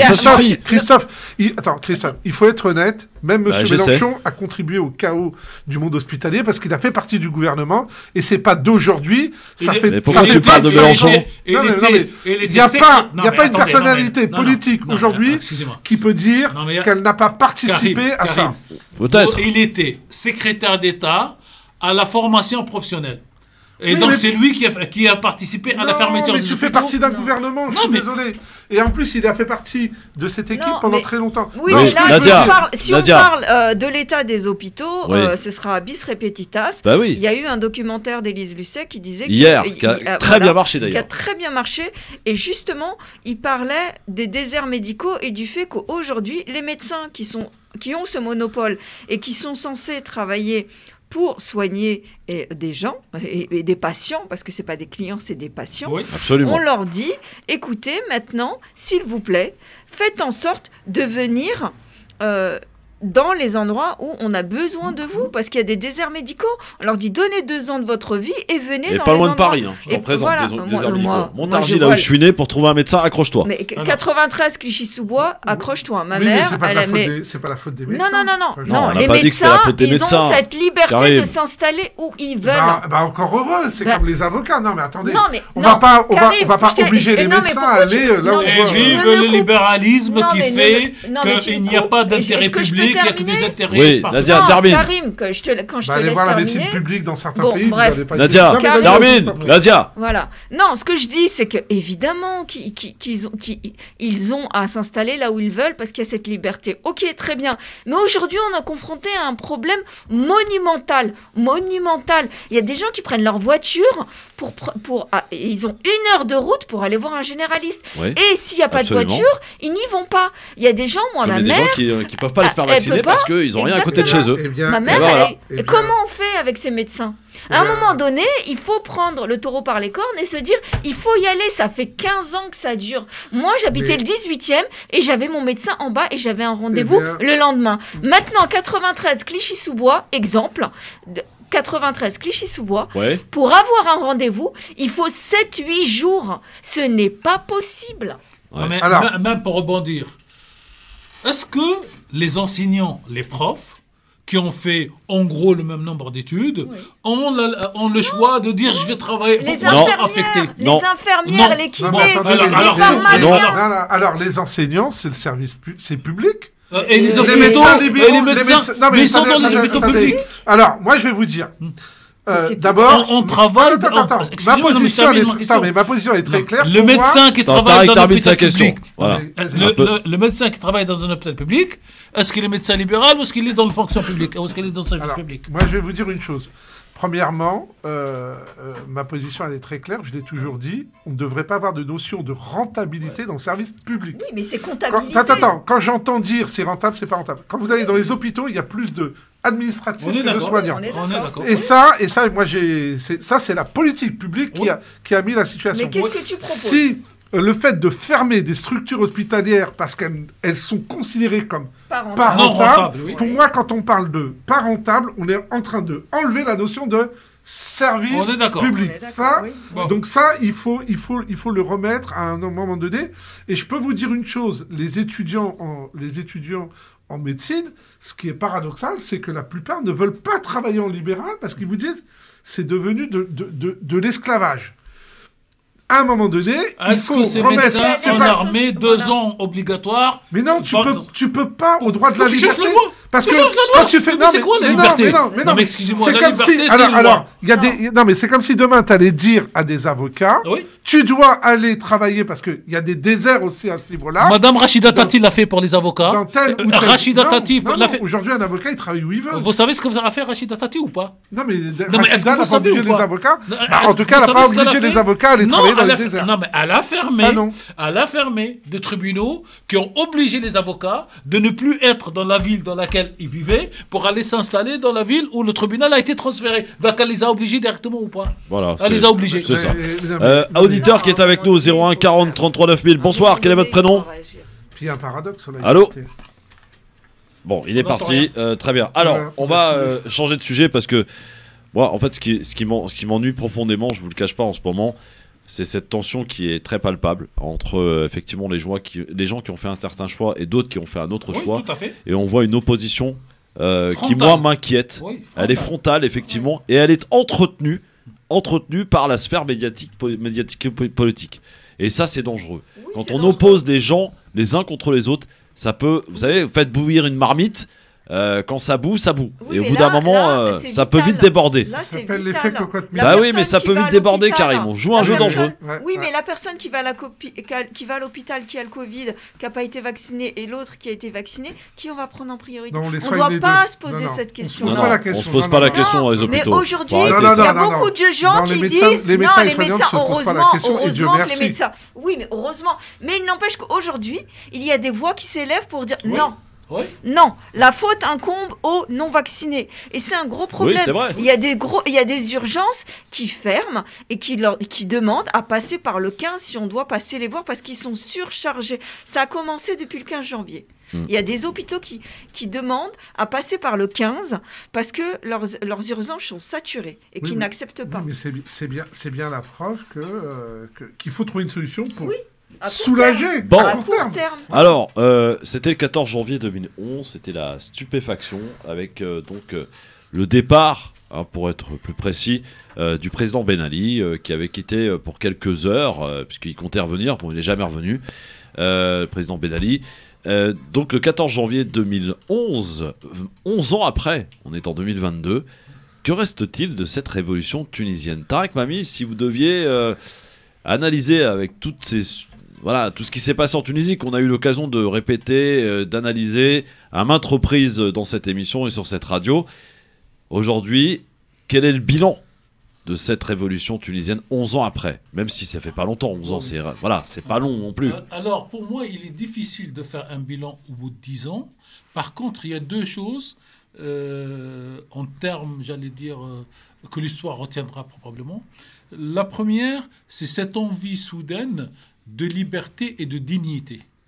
Et en Occident, on a retenu le côté liberté, on n'a pas retenu le côté dignité. C'est quoi la dignité ? La dignité, dans cette révolte tunisienne, moi je ne l'appelle pas une révolution, pour moi c'est des coups d'État, mais bon, ça n'engage que moi, comme dit l'autre, c'est que les gens voulaient à la fois être libres et pouvoir dire, comme je suis libre, je suis pauvre. Comme je suis libre, je suis riche. Comme je suis libre, j'ai droit à ça, pour que je vive dignement. Et la révolution portait 3 mots, la dignité donc et la liberté. Cette idée n'est pas morte et ne peut plus mourir. Parce qu'elle est tombée dans un moment de l'histoire de la Tunisie où un président ou 2 présidents sont restés au pouvoir pendant 50 ans. Et donc, moi, je me rappelle avec mes enfants, quand on partait en Tunisie, tous les ans, c'est les mêmes images à la télé et dans la rue, alors qu'en France, on changeait de président 5 ans, 7 ans. Donc, il y a cette idée de liberté, elle est installée. Ce que la révolte ou la révolution a donné aux Tunisiens, c'est une liberté réelle d'expression qui est devenue une anarchie d'expression. Celle-là, elle pourra être réglementée, mais elle ne peut pas reculer. Elle est compréhensible en même temps. Oui, mais un peuple qui n'a pas pu s'exprimer pendant de nombreuses années. Voilà. Donc, il y a ces 2 idées qui sont dans ce qu'on pourrait mettre dans la balance positive de ce qui s'est passé en 2011 dans le bilan. Alors, il reste après les contradictions de la société entre ceux qui étaient pauvres, qui sortaient de prison et qui, au bout de 10 ans, sont devenus super milliardaires. Ils ont gagné plus que 68% que les milliardaires français parce qu'ils n'avaient rien, ils passent à milliardaires. Et donc, la phrase de notre ami Karim ne marcha pas. Ils étaient déjà riches avant le Covid. Non, ceux-là, ils étaient pauvres avant le Covid, tunisiens. Et donc, pour moi, c'est ça qu'il faut retenir. Après, je vais redevenir marxiste. Ce sont des rapports de force dans la société tunisienne qui fait qu'aujourd'hui, on est dans une phase de confrontation. Et la dernière chose qui, pour moi, me soulage, c'est que la tentative d'étouffement de la société au nom de la religion a échoué. Et donc, aujourd'hui, la religion est redevenue quelque chose de personnel, avec ceux qui, quand ils l'utilisent, ils sont dénoncés, et ceux qui la dénoncent, ils sont à leur tour dénoncés. Et donc la religion est en train de quitter la sphère publique, la sphère politique de la Tunisie d'aujourd'hui pour redevenir quelque chose de privé. J'allais dire, on appelle ça en sociologie la sécularisation de la religion dans un pays musulman. Voilà un petit peu. Ça aussi, on aurait pu le sentir venir avec cette révolution. La grande flambée de Nel Nahda et puis ensuite le peuple qui se rend compte un peu de si on veut, de ce que c'est réellement finalement. Non. Parce que c'est de la manip. Moi, j'ai couvert les 3 élections qui ont eu lieu. Et j'ai été dans le bureau de vote et j'ai demandé aux jeunes, aux vieux et aux âgés, pourquoi vous votez Nahda ? Et réponse, parce que c'est quelque chose qui existe dans la société qui a toujours été réprimé. C'est des gens qui ont été mis en prison, on ne sait pas si c'est vrai ou pas, et donc on veut leur donner leur chance. Oui, c'est comme la liberté d'expression qui a été étouffée qui d'un seul coup se voit libérée. Oui, mais l'expression, c'est on leur donne leur chance. Oui. Et ce qu'il y a eu en 10 ans négatif, c'est les assassinats politiques, c'est le recul du niveau de vie en Tunisie, pour faire simple. Le kilo de banane coûtait 1 euro en 2009, 2010, 2011. Aujourd'hui, il est à 5 euros. Donc quand les gens avec la même petite recette, voit tous les prix se multiplier par 5, et le pouvoir d'achat, il est mort. Et il y avait une classe moyenne. Ben Ali a inventé un truc extraordinaire pour les Tunisiens, c'est ce qu'on appelle la voiture populaire, 4 chevaux. Et donc chacun avait, comme en France au 19e siècle, l'espoir de pouvoir changer de classe sociale et de passer du bus ou de l'âne, pour exagérer, à la voiture personnelle. Et aujourd'hui, cette classe-là a disparu. Donc voilà un petit peu, si tu veux, pour essayer d'être objectif pour les auditeurs de la radio, liberté globale, liberté d'expression, recul de la mainmise de la religion, confrontation sociale entre ceux qui exigent, ceux qui donnent et ceux qui ne peuvent pas donner. Voilà. Et il y a eu des attentats terribles durant cette période, 2015. Voilà, non mais Bardo. Si vous permettez, cher Christophe, j'ai quitté la Tunisie pendant 45 secondes pour aller en Espagne. On est en train de juger aujourd'hui en Espagne un grand responsable policier de sécurité, corrompu. Et quand il se lâche, on vient à l'attaque du train de Barcelone, l'attentat, avant le référendum en Catalogne. Et il dit, on a eu consigne de laisser faire, pour que les gens aient peur et votent contre Vous voulez dire qu'il y a eu consigne de laisser faire? Oui, la consigne à la police espagnole de laisser faire l'attentat. En Tunisie? Non. Pour dire comment la manipulation. Voilà. En Tunisie, il y a eu des consignes d'assassinat politique. Vous savez, les 3 assassinats en Tunisie ont lieu en gros en 2012. Choukri Belaïd, Mohamed Brahmi, Cheikh Brahmi, et un autre moins connu, Lutfi Nagd. 12 ans après, le dossier est toujours sur l'étagère. Et donc, il y a non seulement une consigne, mais protection de cette chose. Et aujourd'hui, si on considère que le président Kais Saïd exagère avec ses mesures, moi, ce qui m'amuse, c'est que les gens qui dénoncent aujourd'hui les mesures prises par le président, au nom de la loi de 2008 ou un truc comme ça, sous Ben Ali, en 10 ans de pouvoir, ils ne l'ont pas abrogé, ils l'ont utilisé. Ouais. Et aujourd'hui, ils viennent contester la loi qu'ils avaient eu l'occasion d'abroger, qu'ils ont utilisée à leur profit, et aujourd'hui, ils la dénoncent comme comme liberticide. Donc, moi, si vous voulez, il faudrait 1 heure pour parler de la Tunisie, mais pour moi, ce qui est important, c'est que l'état d'esprit du Tunisien a changé. La liberté d'expression s'est installée, le vœu de liberté globale est installé, et la demande de la dignité, pourquoi pas moi, je travaille, je mérite, j'ai un diplôme, je dois avoir. Est-ce que le niveau d'instruction il a beaucoup reculé. Voilà. À Montclair, il a beaucoup reculé. Parce que le niveau d'instruction, je crois, pour pas dire de bêtises, sous Ben Ali, était le plus haut du Maghreb. Oui, et alors la seule chose qui a échappé dans le recul de la scolarité tunisienne, c'est qu'aujourd'hui, moi j'en suis fier, mais 55 à 60% des étudiants sont des étudiantes. Ce qui fait que comme, en gros, dans les pays du Maghreb, dans le monde entier, ce sont les mamans qui passent l'éducation. Il y a quelque chose, il y a un son qui passe. Oui, c'est un son de notre... Voilà. Et donc, comme c'est les mamans qui instruisent les enfants, qui les éduquent, donc je dis que ce recul qui se fait pendant 10 ans est rattrapable parce qu'on a un niveau d'éducation chez les femmes qui est devenu beaucoup plus supérieur que celui des hommes, et que le recul il est au primaire, mais qu'à terme aujourd'hui les ingénieurs sont des ingénieurs avec un E. Donc, alors il faut juste préciser aussi que la Tunisie malheureusement s'est illustrée dans le mauvais sens en envoyant le plus de terroristes en Syrie. Ça fait partie de la prise de l'emprise de la religion sur la société, et on a réintroduit des mots qui ont disparu, des mots qui pratiquement n'existaient pas dans l'histoire de l'islam. Le mot jihad. Dans l'islam, le jihad, c'est 2 choses. Le jihad naisse. Oui, c'est 2. Le premier, c'est le jihad, c'est l'autodéfense quand on est attaqué. Oui. En tant que religion, en tant que pays. Ça, c'est le jihad. Et le deuxième jihad qui est supérieur, c'est le jihad nefs, donc c'est la guerre contre son ego. Et contre son ego. Contre son ego, qui a toujours été au-dessus. Mais quand la religion revient avec les salafistes, avec les phrases faciles, machin, donc on a poussé la Tunisie, un pays de 10 millions, à envoyer plus de 10 000 jeunes en Syrie. Et d'ailleurs, moi j'aime bien les anecdotes. Comme beaucoup de Tunisiens ont été arrêtés, ou beaucoup d'étrangers, le président syrien, dictateur ou pas, a décidé de les renvoyer dans leur pays d'origine quand les pays d'origine le veulent. Sauf pour les Tunisiens. Avec une phrase, je ne veux pas participer à la déstabilisation d'un pays qui a toujours été debout en renvoyant les terroristes que j'ai arrêtés ici pour qu'ils refassent la même chose là-bas. Ils resteront en prison en Syrie. Ah oui. Nadia. Oui, moi, la Tunisie. La Tunisie, moi, c'est un pays qui me touche parce que c'est, comme on vient de dire, c'est le pays maghrébin où il y a le plus d'éducation féminine. Et nous, la Tunisie a toujours été citée en exemple chez les Maghrébins vis-à-vis de l'éducation, vis-à-vis de la qualité de vie, du pouvoir d'achat et justement du développement. Et on a toujours dit, on aimerait atteindre le niveau de la Tunisie. Toujours. Moi, celui qui me dit l'inverse, bon, j'y crois pas. Mais en tant que femme, et parlant avec des maghrébines, ça a toujours été justement une belle vision. Aujourd'hui, j'en suis peinée parce qu'effectivement, il y a un recul en arrière. Mais j'ai envie de dire, est-ce qu'on peut dire qu'aujourd'hui, le pouvoir d'achat, il n'a pas été malmené un peu partout pendant cette pandémie, mon cher Tarak ?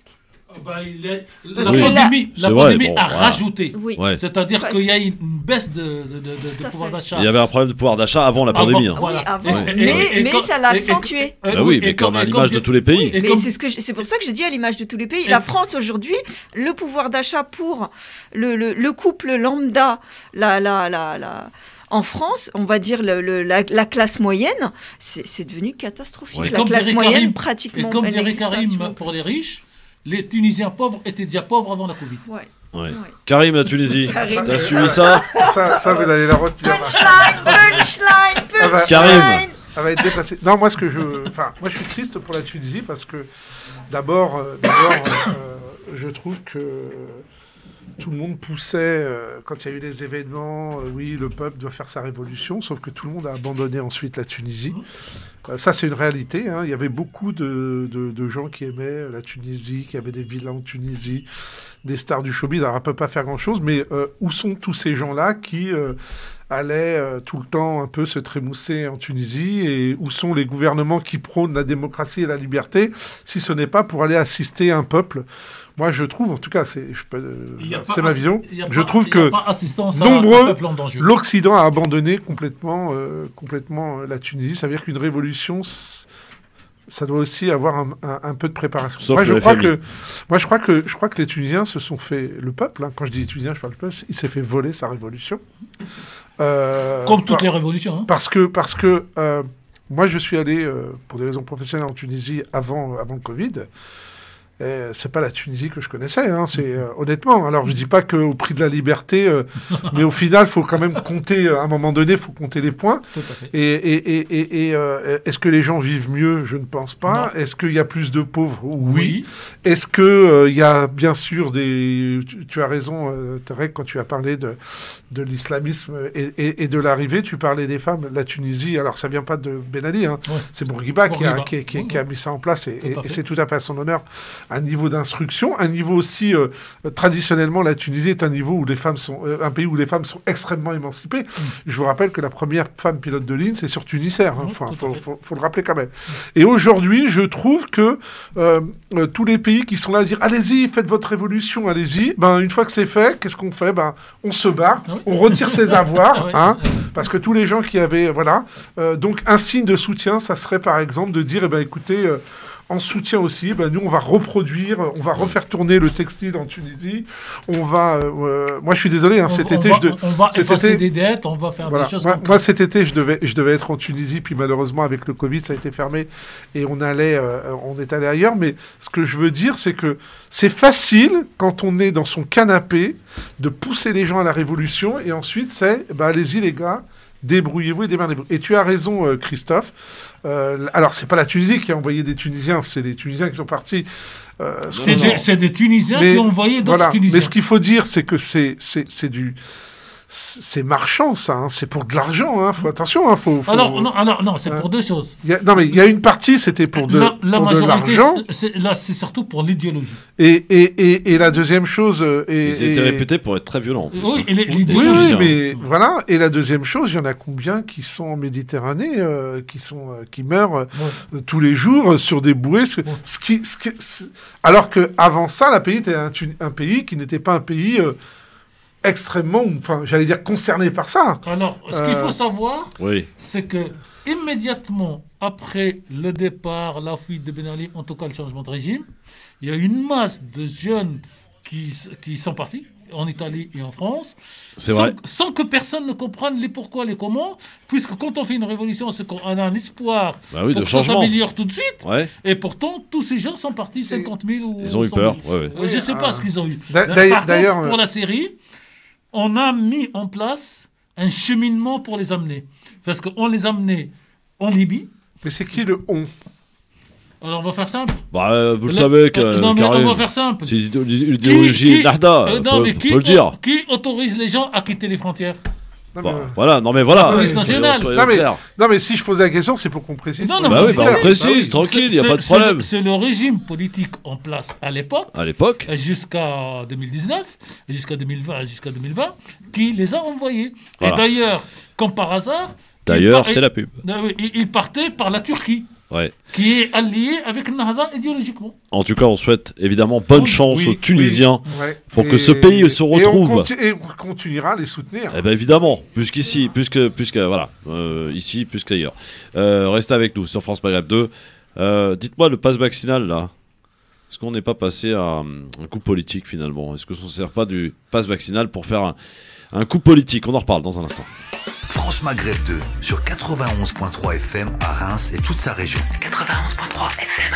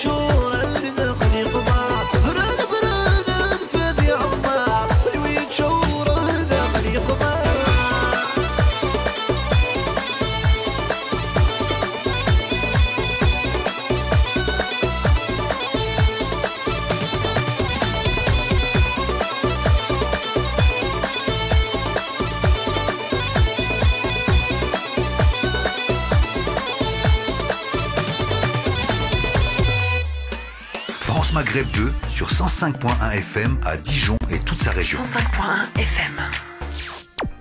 أنا مش نفسي بتاعت امبارح ما بقاش قلبي خلاص بيسامح أنا وحشاني دي حقيقة الطفلة الهم كسرها دلوقتي بقيت أنا غيرها مش هي اللي فاضل مني ملامح ذكرى بعيدة لزمن رايح هو أنا ظالمة ولا بريئة السكينة بتسرقني بحرق غيري وبحرقني بإيديا وما بنختارش بتاخدنا ساعات الدنيا وما بنختارش ونحاول نرجع تاني زي زمان وما بنقدرش ما بنختارش بتاخدنا ساعات الدنيا وما بنختارش ونحاول نرجع تاني زي زمان وما بنقدرش ما بنختارش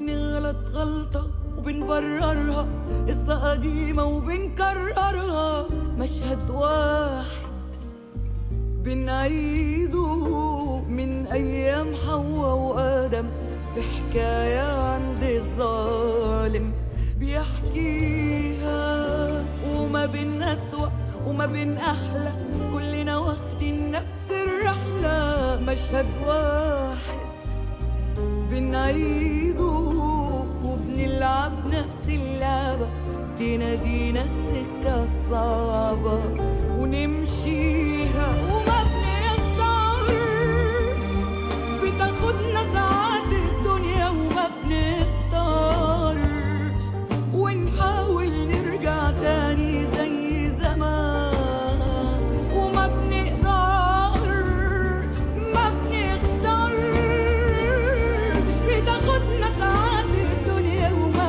بنختارش ونحاول بنحاول زي زمان وما بنقدرش ما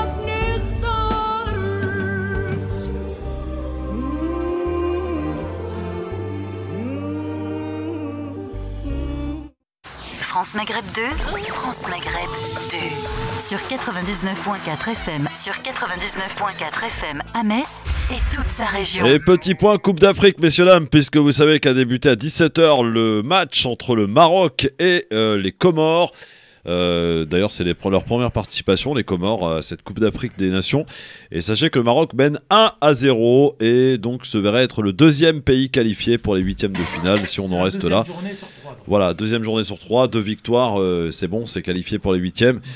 Pour le Cameroun, hier qui a gagné 4-1 et aujourd'hui pour le Maroc qui gagne 1-0 face aux Comores. Et l'Algérie jouera dimanche soir à 20h. Contre eux ? Son deuxième match contre eux. Je sais pas. Si, oui, j'ai un truc de boire. En tout cas, le dernier match sera contre la Côte d'Ivoire. Et là, c'est là. Bon, on va trouver ça, t'inquiète pas, mon Karim. Voilà. Alors, un auditeur me faisait une petite réflexion en antenne là, pendant la pub par rapport à notre sujet précédent. Il nous disait, mais c'est peut-être, pour répondre à Didier Raoult, il est peut-être normal de constater finalement que tous les vaccinés aujourd'hui se sont relâchés. Et ce qui fait qu'aujourd'hui, on a une forte contamination. Pour lui, il explique comme ça. C'est pour ça qu'il y a une forte augmentation de l'épidémie et de contamination. Aussi. C'est que les vaccinés considèrent qu'ils sont protégés, ils se sont relâchés, les gestes barrières, on les a un peu oubliés. Et voilà. Sur la CAN, cher Christophe, apparemment, il y a un deuxième match en parallèle. Oui, Zimbabwe-Malawi. Et ils sont à 0-0. 0-0 pour le Zimbabwe-Malawi, effectivement, Tarek. Bonne réponse, enfin, bonne remarque plutôt. Alors, le pass vaccinal, qui a été en discussion à l'Assemblée nationale, puis au Sénat, séance paritaire hier. D'ailleurs, ils n'ont pas réussi à se mettre d'accord. Comment ça se passe là, au niveau législatif, Tarek? On repasse à l'Assemblée nationale pour une adoption définitive? Alors, pour faire simple pour les auditeurs. Oui, pour qu'on comprenne quoi. Oui, le chemin. Un texte de loi. Il est voté. Il est voté. Il est donc discuté à l'Assemblée nationale et après au Sénat. Ça, c'est le principe. Quelques exceptions. La discussion commence plutôt au Sénat et après, elle passe à l'Assemblée nationale.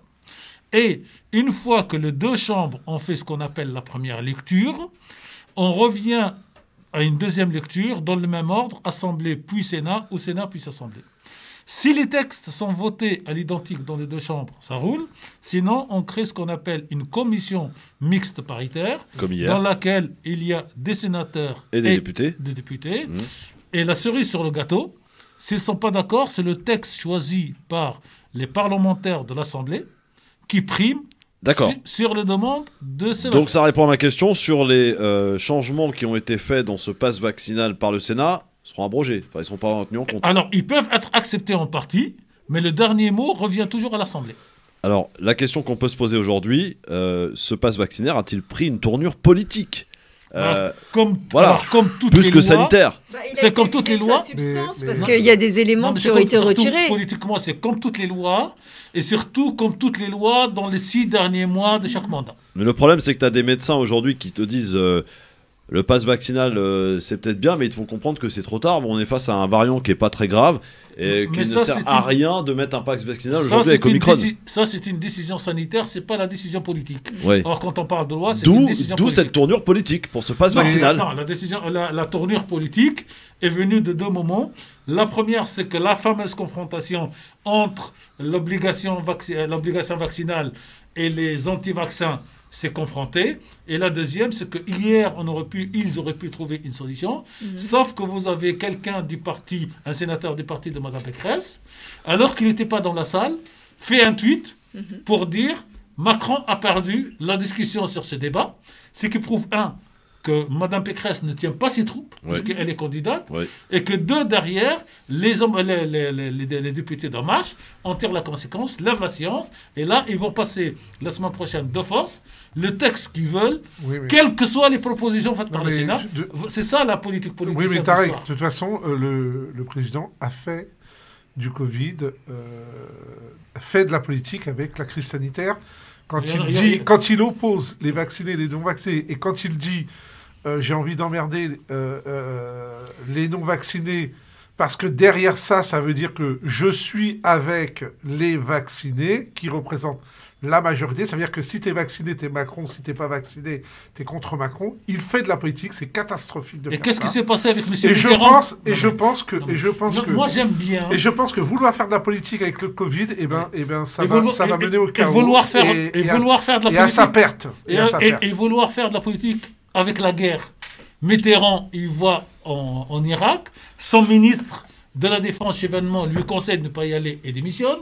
Monsieur Sarkozy va nous ouvrir la guerre de Libye pour d'autres intérêts. À chaque fois, ils perdent. Oui, non, mais c'est pour ça que Macron va perdre, parce qu'il fait de la politique avec la... Non, mais Macron, il dit aussi... Karim va perdre. Macron va perdre. Attends, tu ne dois pas... Et on n'est plus citoyen si on n'est pas vacciné, c'est ça aussi. Oui, c'est ça la phrase la plus grave, d'ailleurs. C'est ce que je dis.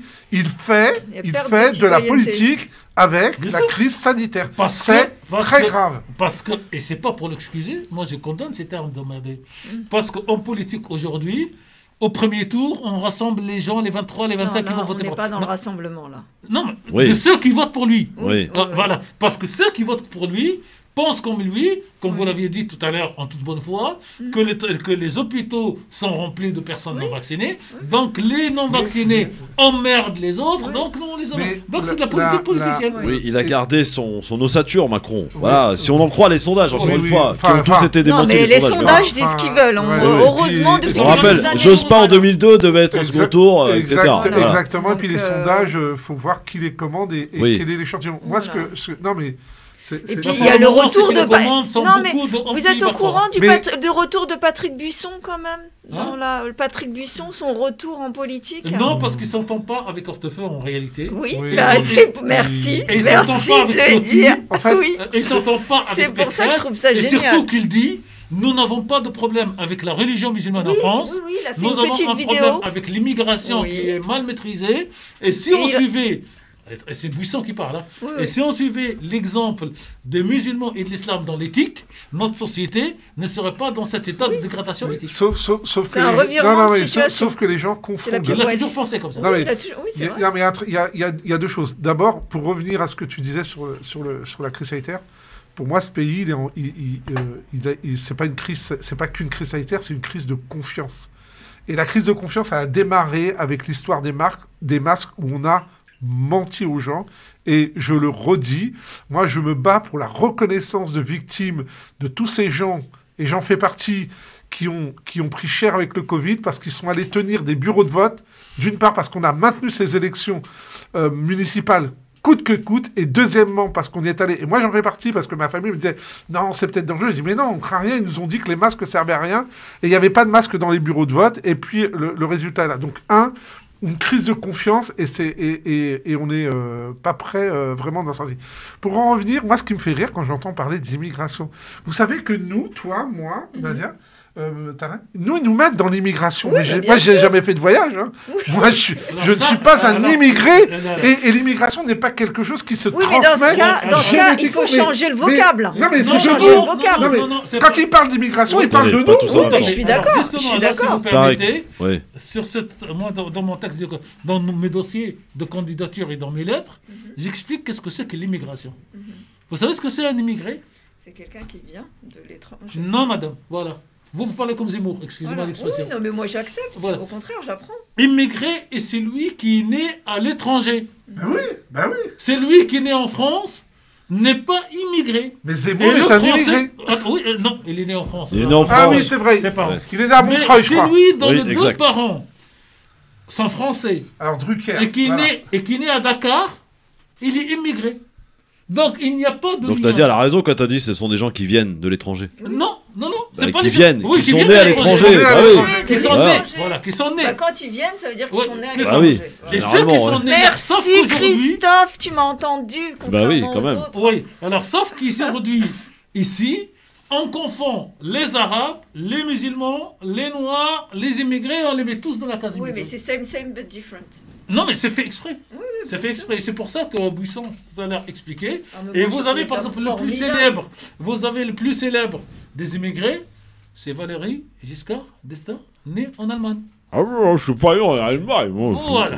Donc il faut tenir. Et notre rôle à nous ici et ailleurs, c'est d'expliquer, d'arrêter de faire de la confusion volontaire. Bon, le pass vaccinal. Il y a une grande émission sur France Culture qui a démarré 1 heure avant-hier et qui vous écoutez France Culture, monsieur Mamie? Vous écoutez France Culture? J'y interviens aussi. Pourquoi? J'y interviens aussi. Je l'écoute et j'y interviens. C'est comme les gens qui me disent j'adore Arte, ils la regardent jamais. Ah ben moi. Ah si, moi j'aime bien. Et d'ailleurs avec Arte, j'ai extrêmement progressé en allemand parce que t'as toujours la double traduction du commentaire. Moi pour France Culture, je l'écoute et j'y interviens. Et donc, l'émission s'appelle Zemmour le faussaire. Et sur tous les points. Et c'est un historien, il dit moi j'ai rien contre, j'ai rien pour, mais voilà ce qu'il voulait. Alors juste pour revenir à l'Algérie du foot.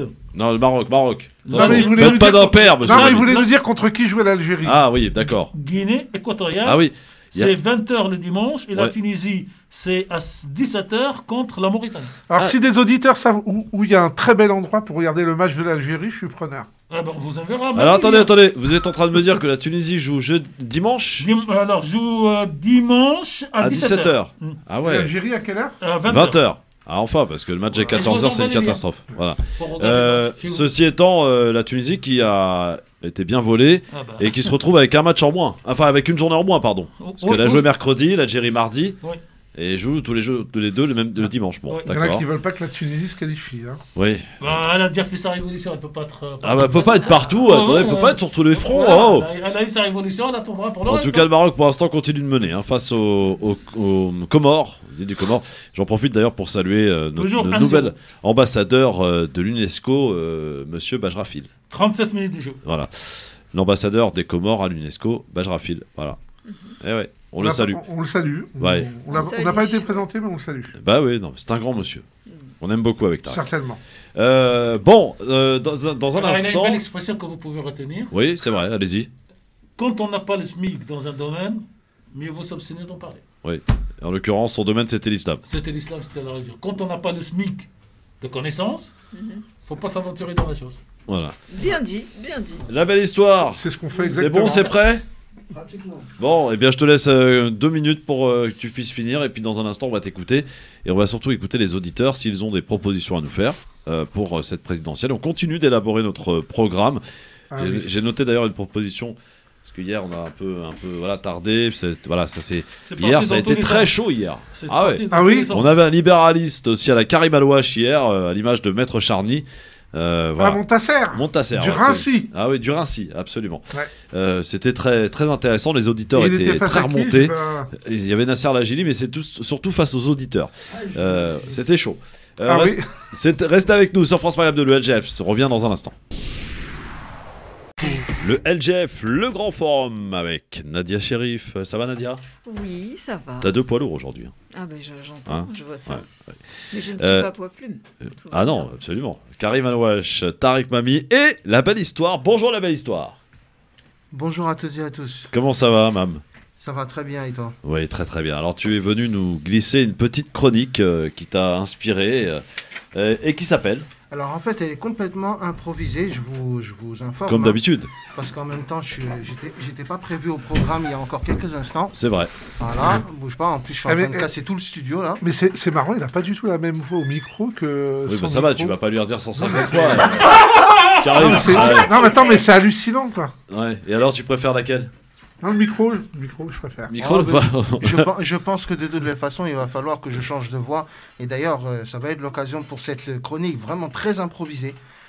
Qui s'appelle Démerdanciel. Démerdanciel. La belle histoire, c'est maintenant. Et je sais qu'il y a beaucoup de fans, beaucoup d'auditeurs qui aiment beaucoup écouter la belle histoire. C'est votre moment. À toi de jouer la belle histoire. Merci Christophe. Démerdanciel.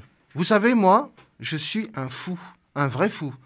À peine vacciné, il y a encore même pas 1h30, non loin d'ici, je me retrouve sur France Maghreb 2 pour vous faire une chronique improvisée sur la grande décadence que connaît la France.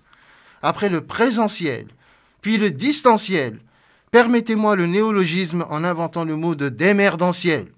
Démerdanciel, c'est sans doute le mot approprié pour qualifier la situation covidique de l'éducation nationale. Jean-Michel Blanquette de Vaux-le-Vicomte du con utile, comme dirait Fleury Mélenchon, ministre de l'Éducation minimale, enguirlandé par les professeurs qui, tous en grève, disent à leur ministre « crève », massacré à la sulfateuse par le véreux Olivier, ministre en parfaite mauvaise santé, fait la leçon à Jean-Michel, incapable de dompter le mammouth engraissé. La dernière fois, le Premier ministre Jean Castex, au journal de 20h de France 2, a joué le temps de 4 minutes au schmilblick de Guy Lux. Eh bien, chers amis, bienvenue à Intervaccin. Eh bien, si vous n'êtes pas vacciné à ce jour, vous devez, pour participer au jeu concours, faire 4 tests antigéniques. Seulement si votre enfant est habillé en vert à l'école. Si votre enfant a le Covid-19, il devra lancer un dé dans la retourne. Et si le dé tombe sur le 5, il pourra retourner en classe. Sauf si votre enfant est musulman. Ils devront, c'est-à-dire leurs parents, sacrifier une vachette atteinte à la vache folle, et ceci chaque premier vendredi du mois. On n'y comprend plus rien. À vous cognaquer, à vous les studios. En tout cas, rien ne va en France. Le président qui insulte les non-vaccinés, Castex et ses complexes politiques, un combat de MMA, mutuelle du Riette du Mans Assurance entre Blanquer et Véran, Karcher qui crache au pulvérisateur à la figure de Pécresse, aucune peine pour Le Pen, des amours pour Zemmour qui s'est payé la biscotte Le Pelletier, l'Australie n'acceptant pas les Novax Djokovic. Bref, je vais me tirer au vert en Tunisie. Ah oui. Sauf que la Tunisie, c'est depuis quelques années le démerdanciel aussi. 10 ans après la révolution tunisienne, dans un pays maghrébin, cité en exemple du temps de Bourguiba, voit son prestige diminué par des idéologies nauséabondes où les idées de liberté sont à géométrie variable. Pour le président Kais Saied, la route est longue, et encore plus longue pour les Tunisiennes et Tunisiens. Alors nous leur souhaitons bonne chance et de retrouver le chemin du succès tant économique, social et politique.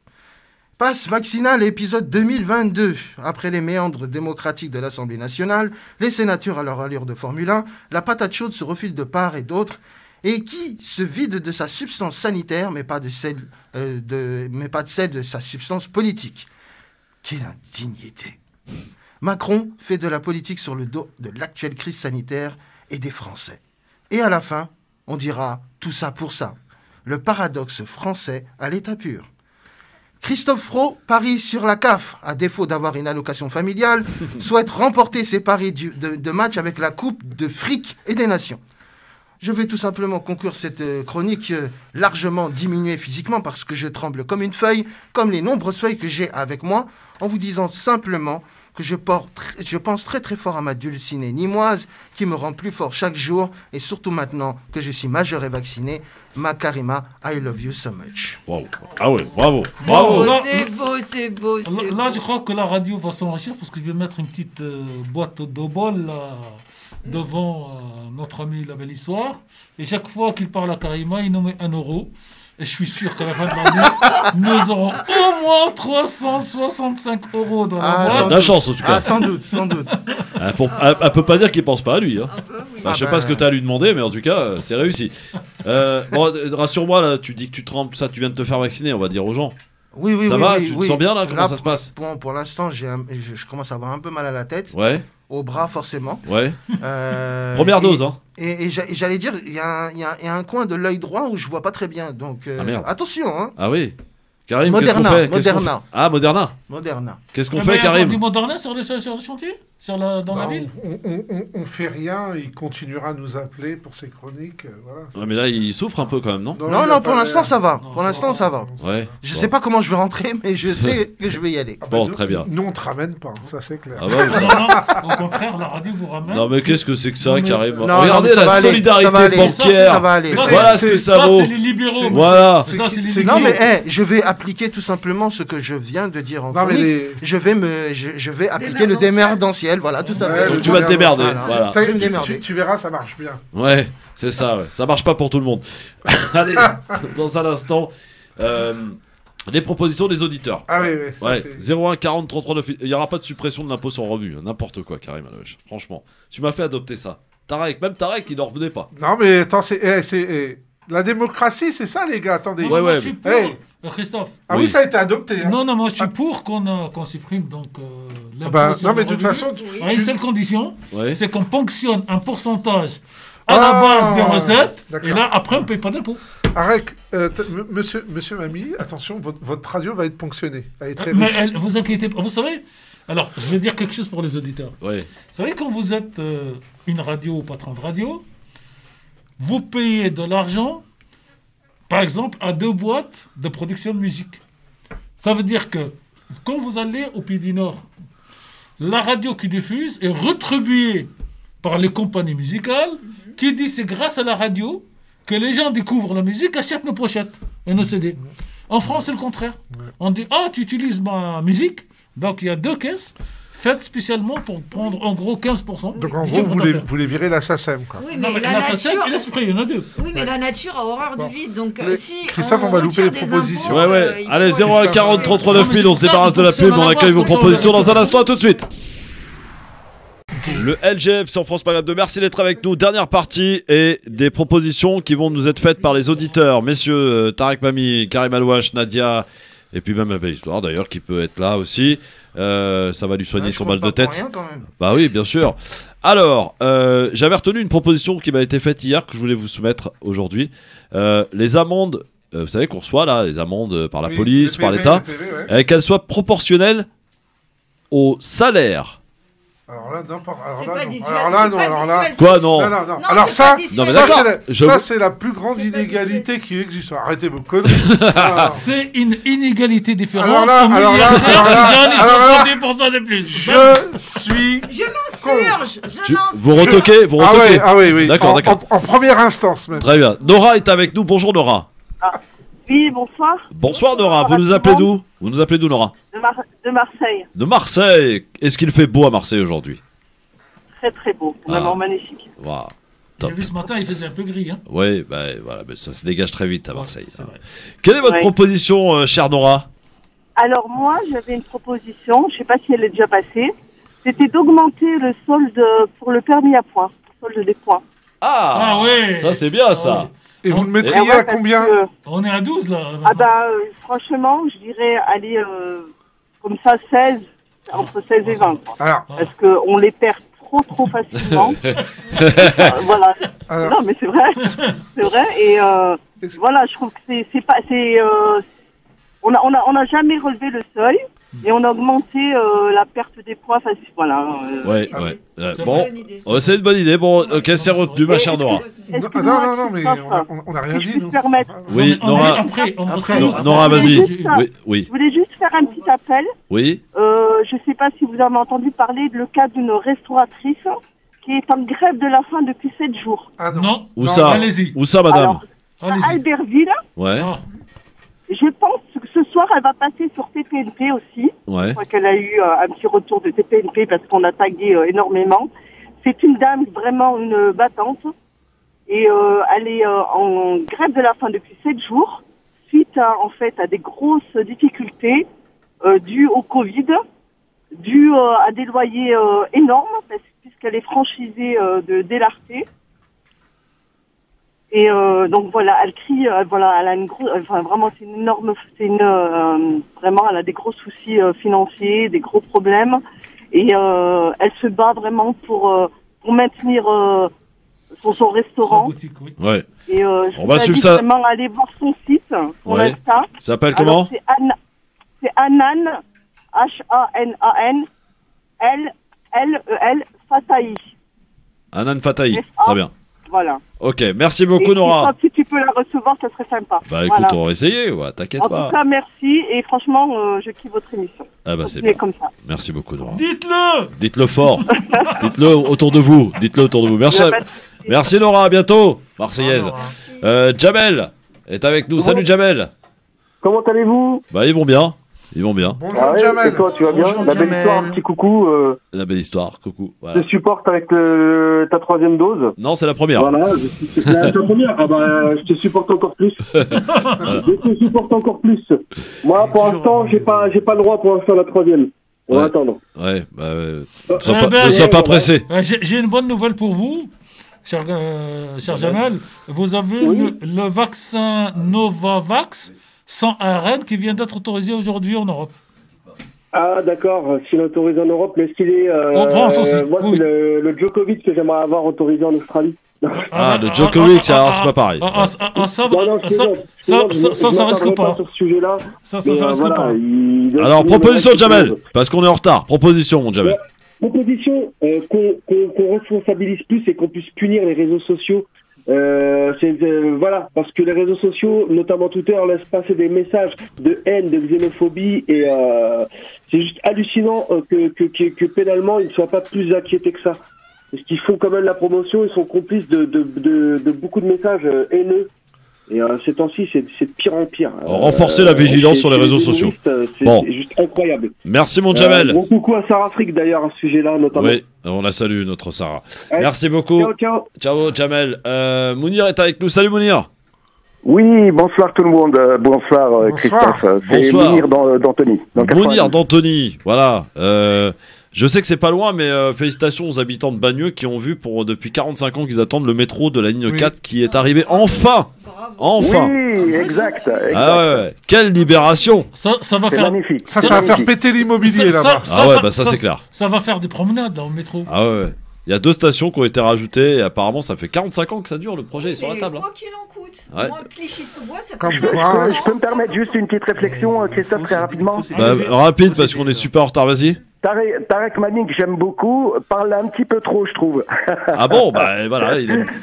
Bon, Tarek Mani, prenez ça pour vous. Il faut laisser la parole un petit peu aux auditeurs. Et encore, vous avez de la chance, parce que dans une autre radio, je parlais tous les jours. Là, je parle 1 fois par semaine. Mais je vous aime bien, Tarek, je vous aime bien. Et encore, Karim était quand même à égalité aujourd'hui. Hein, on se bat, on se bat. Ouais. Non, mais moi, alors. Bah oui, mais toi, tu t'es fait ton petit chemin, toi, ma petite Nadia. Voilà. Bon, Mounir, ta proposition. Alors Christophe, j'ai une autre proposition donc ce soir à faire, qui me tient aussi toujours à cœur. C'est de faire en fait ce qu'on appelle en fait une réforme en profondeur du permis à points, parce que je tiens à rappeler qu'il y a, je ne sais pas si vous le savez, mais il y a 1 million de personnes qui roulent en France sans permis parce qu'ils ont perdu leurs points, tout simplement parce qu'ils ont dépassé légèrement la limite de vitesse au niveau des détecteurs de radar. Ouais. Donc ma réforme, elle consiste en quoi? C'est effectivement pour les petits dépassements de vitesse où vous dépassez de 5 km/h, vous perdez 1 point.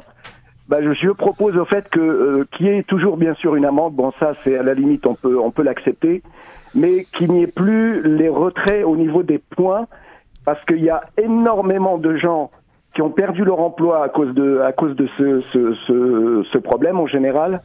Et je précise encore une fois qu'il y a 1 million de personnes en France qui roulent sans permis à cause de cette histoire de points. Bon, alors je parle au niveau des radars automatiques, je parle des radars. Hein. Ça va dans le même sens que notre ami Nora tout à l'heure qui proposait d'augmenter le nombre de points. Donc de toucher au seuil en fait de points.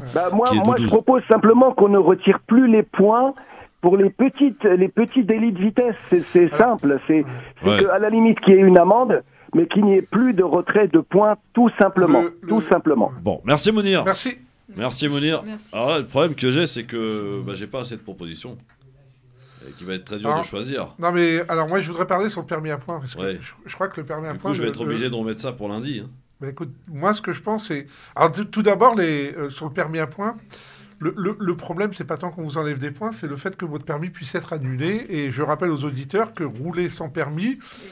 fait suspendre de fait, invalide votre assurance. Donc ça peut être problématique soit un accident. Moi je crois c'est que alors on peut augmenter le nombre de points, mais ils vont augmenter aussi le nombre de points sur les infractions. Donc du coup ça réglera pas le problème. Moi ce que je crois c'est que on peut vous enlever des points, et je crois qu'au moment où vous avez plus de points, ça devrait suspendre temporairement votre permis, mais ça ne devrait pas l'annuler. Parce que le problème, c'est qu'ici, il faut repasser un permis, vous imaginez. Déjà, ceux qui le passent pour la première fois n'y arrivent pas parce qu'il n'y a pas de place. Donc, il faudrait trouver un système, comme autrefois, quand vous commettiez un excès de vitesse ou une grosse faute, vous aviez un retrait de permis d'1 mois. D'ailleurs, il y avait aussi le permis blanc, c'est-à-dire que les professionnels pouvaient rouler pour travailler, mais pas pour leur pour le privé. Merci, mon Karim. On mettra ça lundi parce que j'ai pas assez de propositions. Mais l'idée du permis, c'est une bonne idée. On verra si les chroniqueurs de lundi décident de retenir ou pas. En tout cas, comme toutes les propositions qui ne sont pas encore soumises au sondage vont l'être. Et tiens, demain matin, je vais mettre en sondage l'impôt sur le revenu que Karim avait proposé de supprimer et qui avait été adopté par des chroniqueurs sur place. Alors, à l'unanimité. Je la mettrai, on verra si sur Twitter, parce qu'il y a eu des propositions rejetées par nos amis de Twitter, si ça va être adopté ou pas. Cet argent. Oui. Non, mais arrêtez de vous poser des questions. T'inquiète pas, ça va être retoqué directoire. Voilà. C'est une bonne manière. Tout dépend. Tout dépend de ceux qui vont répondre au sondage. Salut Karim. Salut Tarek. Merci Nadia. Merci la belle histoire. Bon week-end. Rendez-vous lundi. Et demain pour le best-of 18h sur France Maghreb 2. Dans un instant, Samir Abstam pour l'émission Parler Islam. Juste après les infos.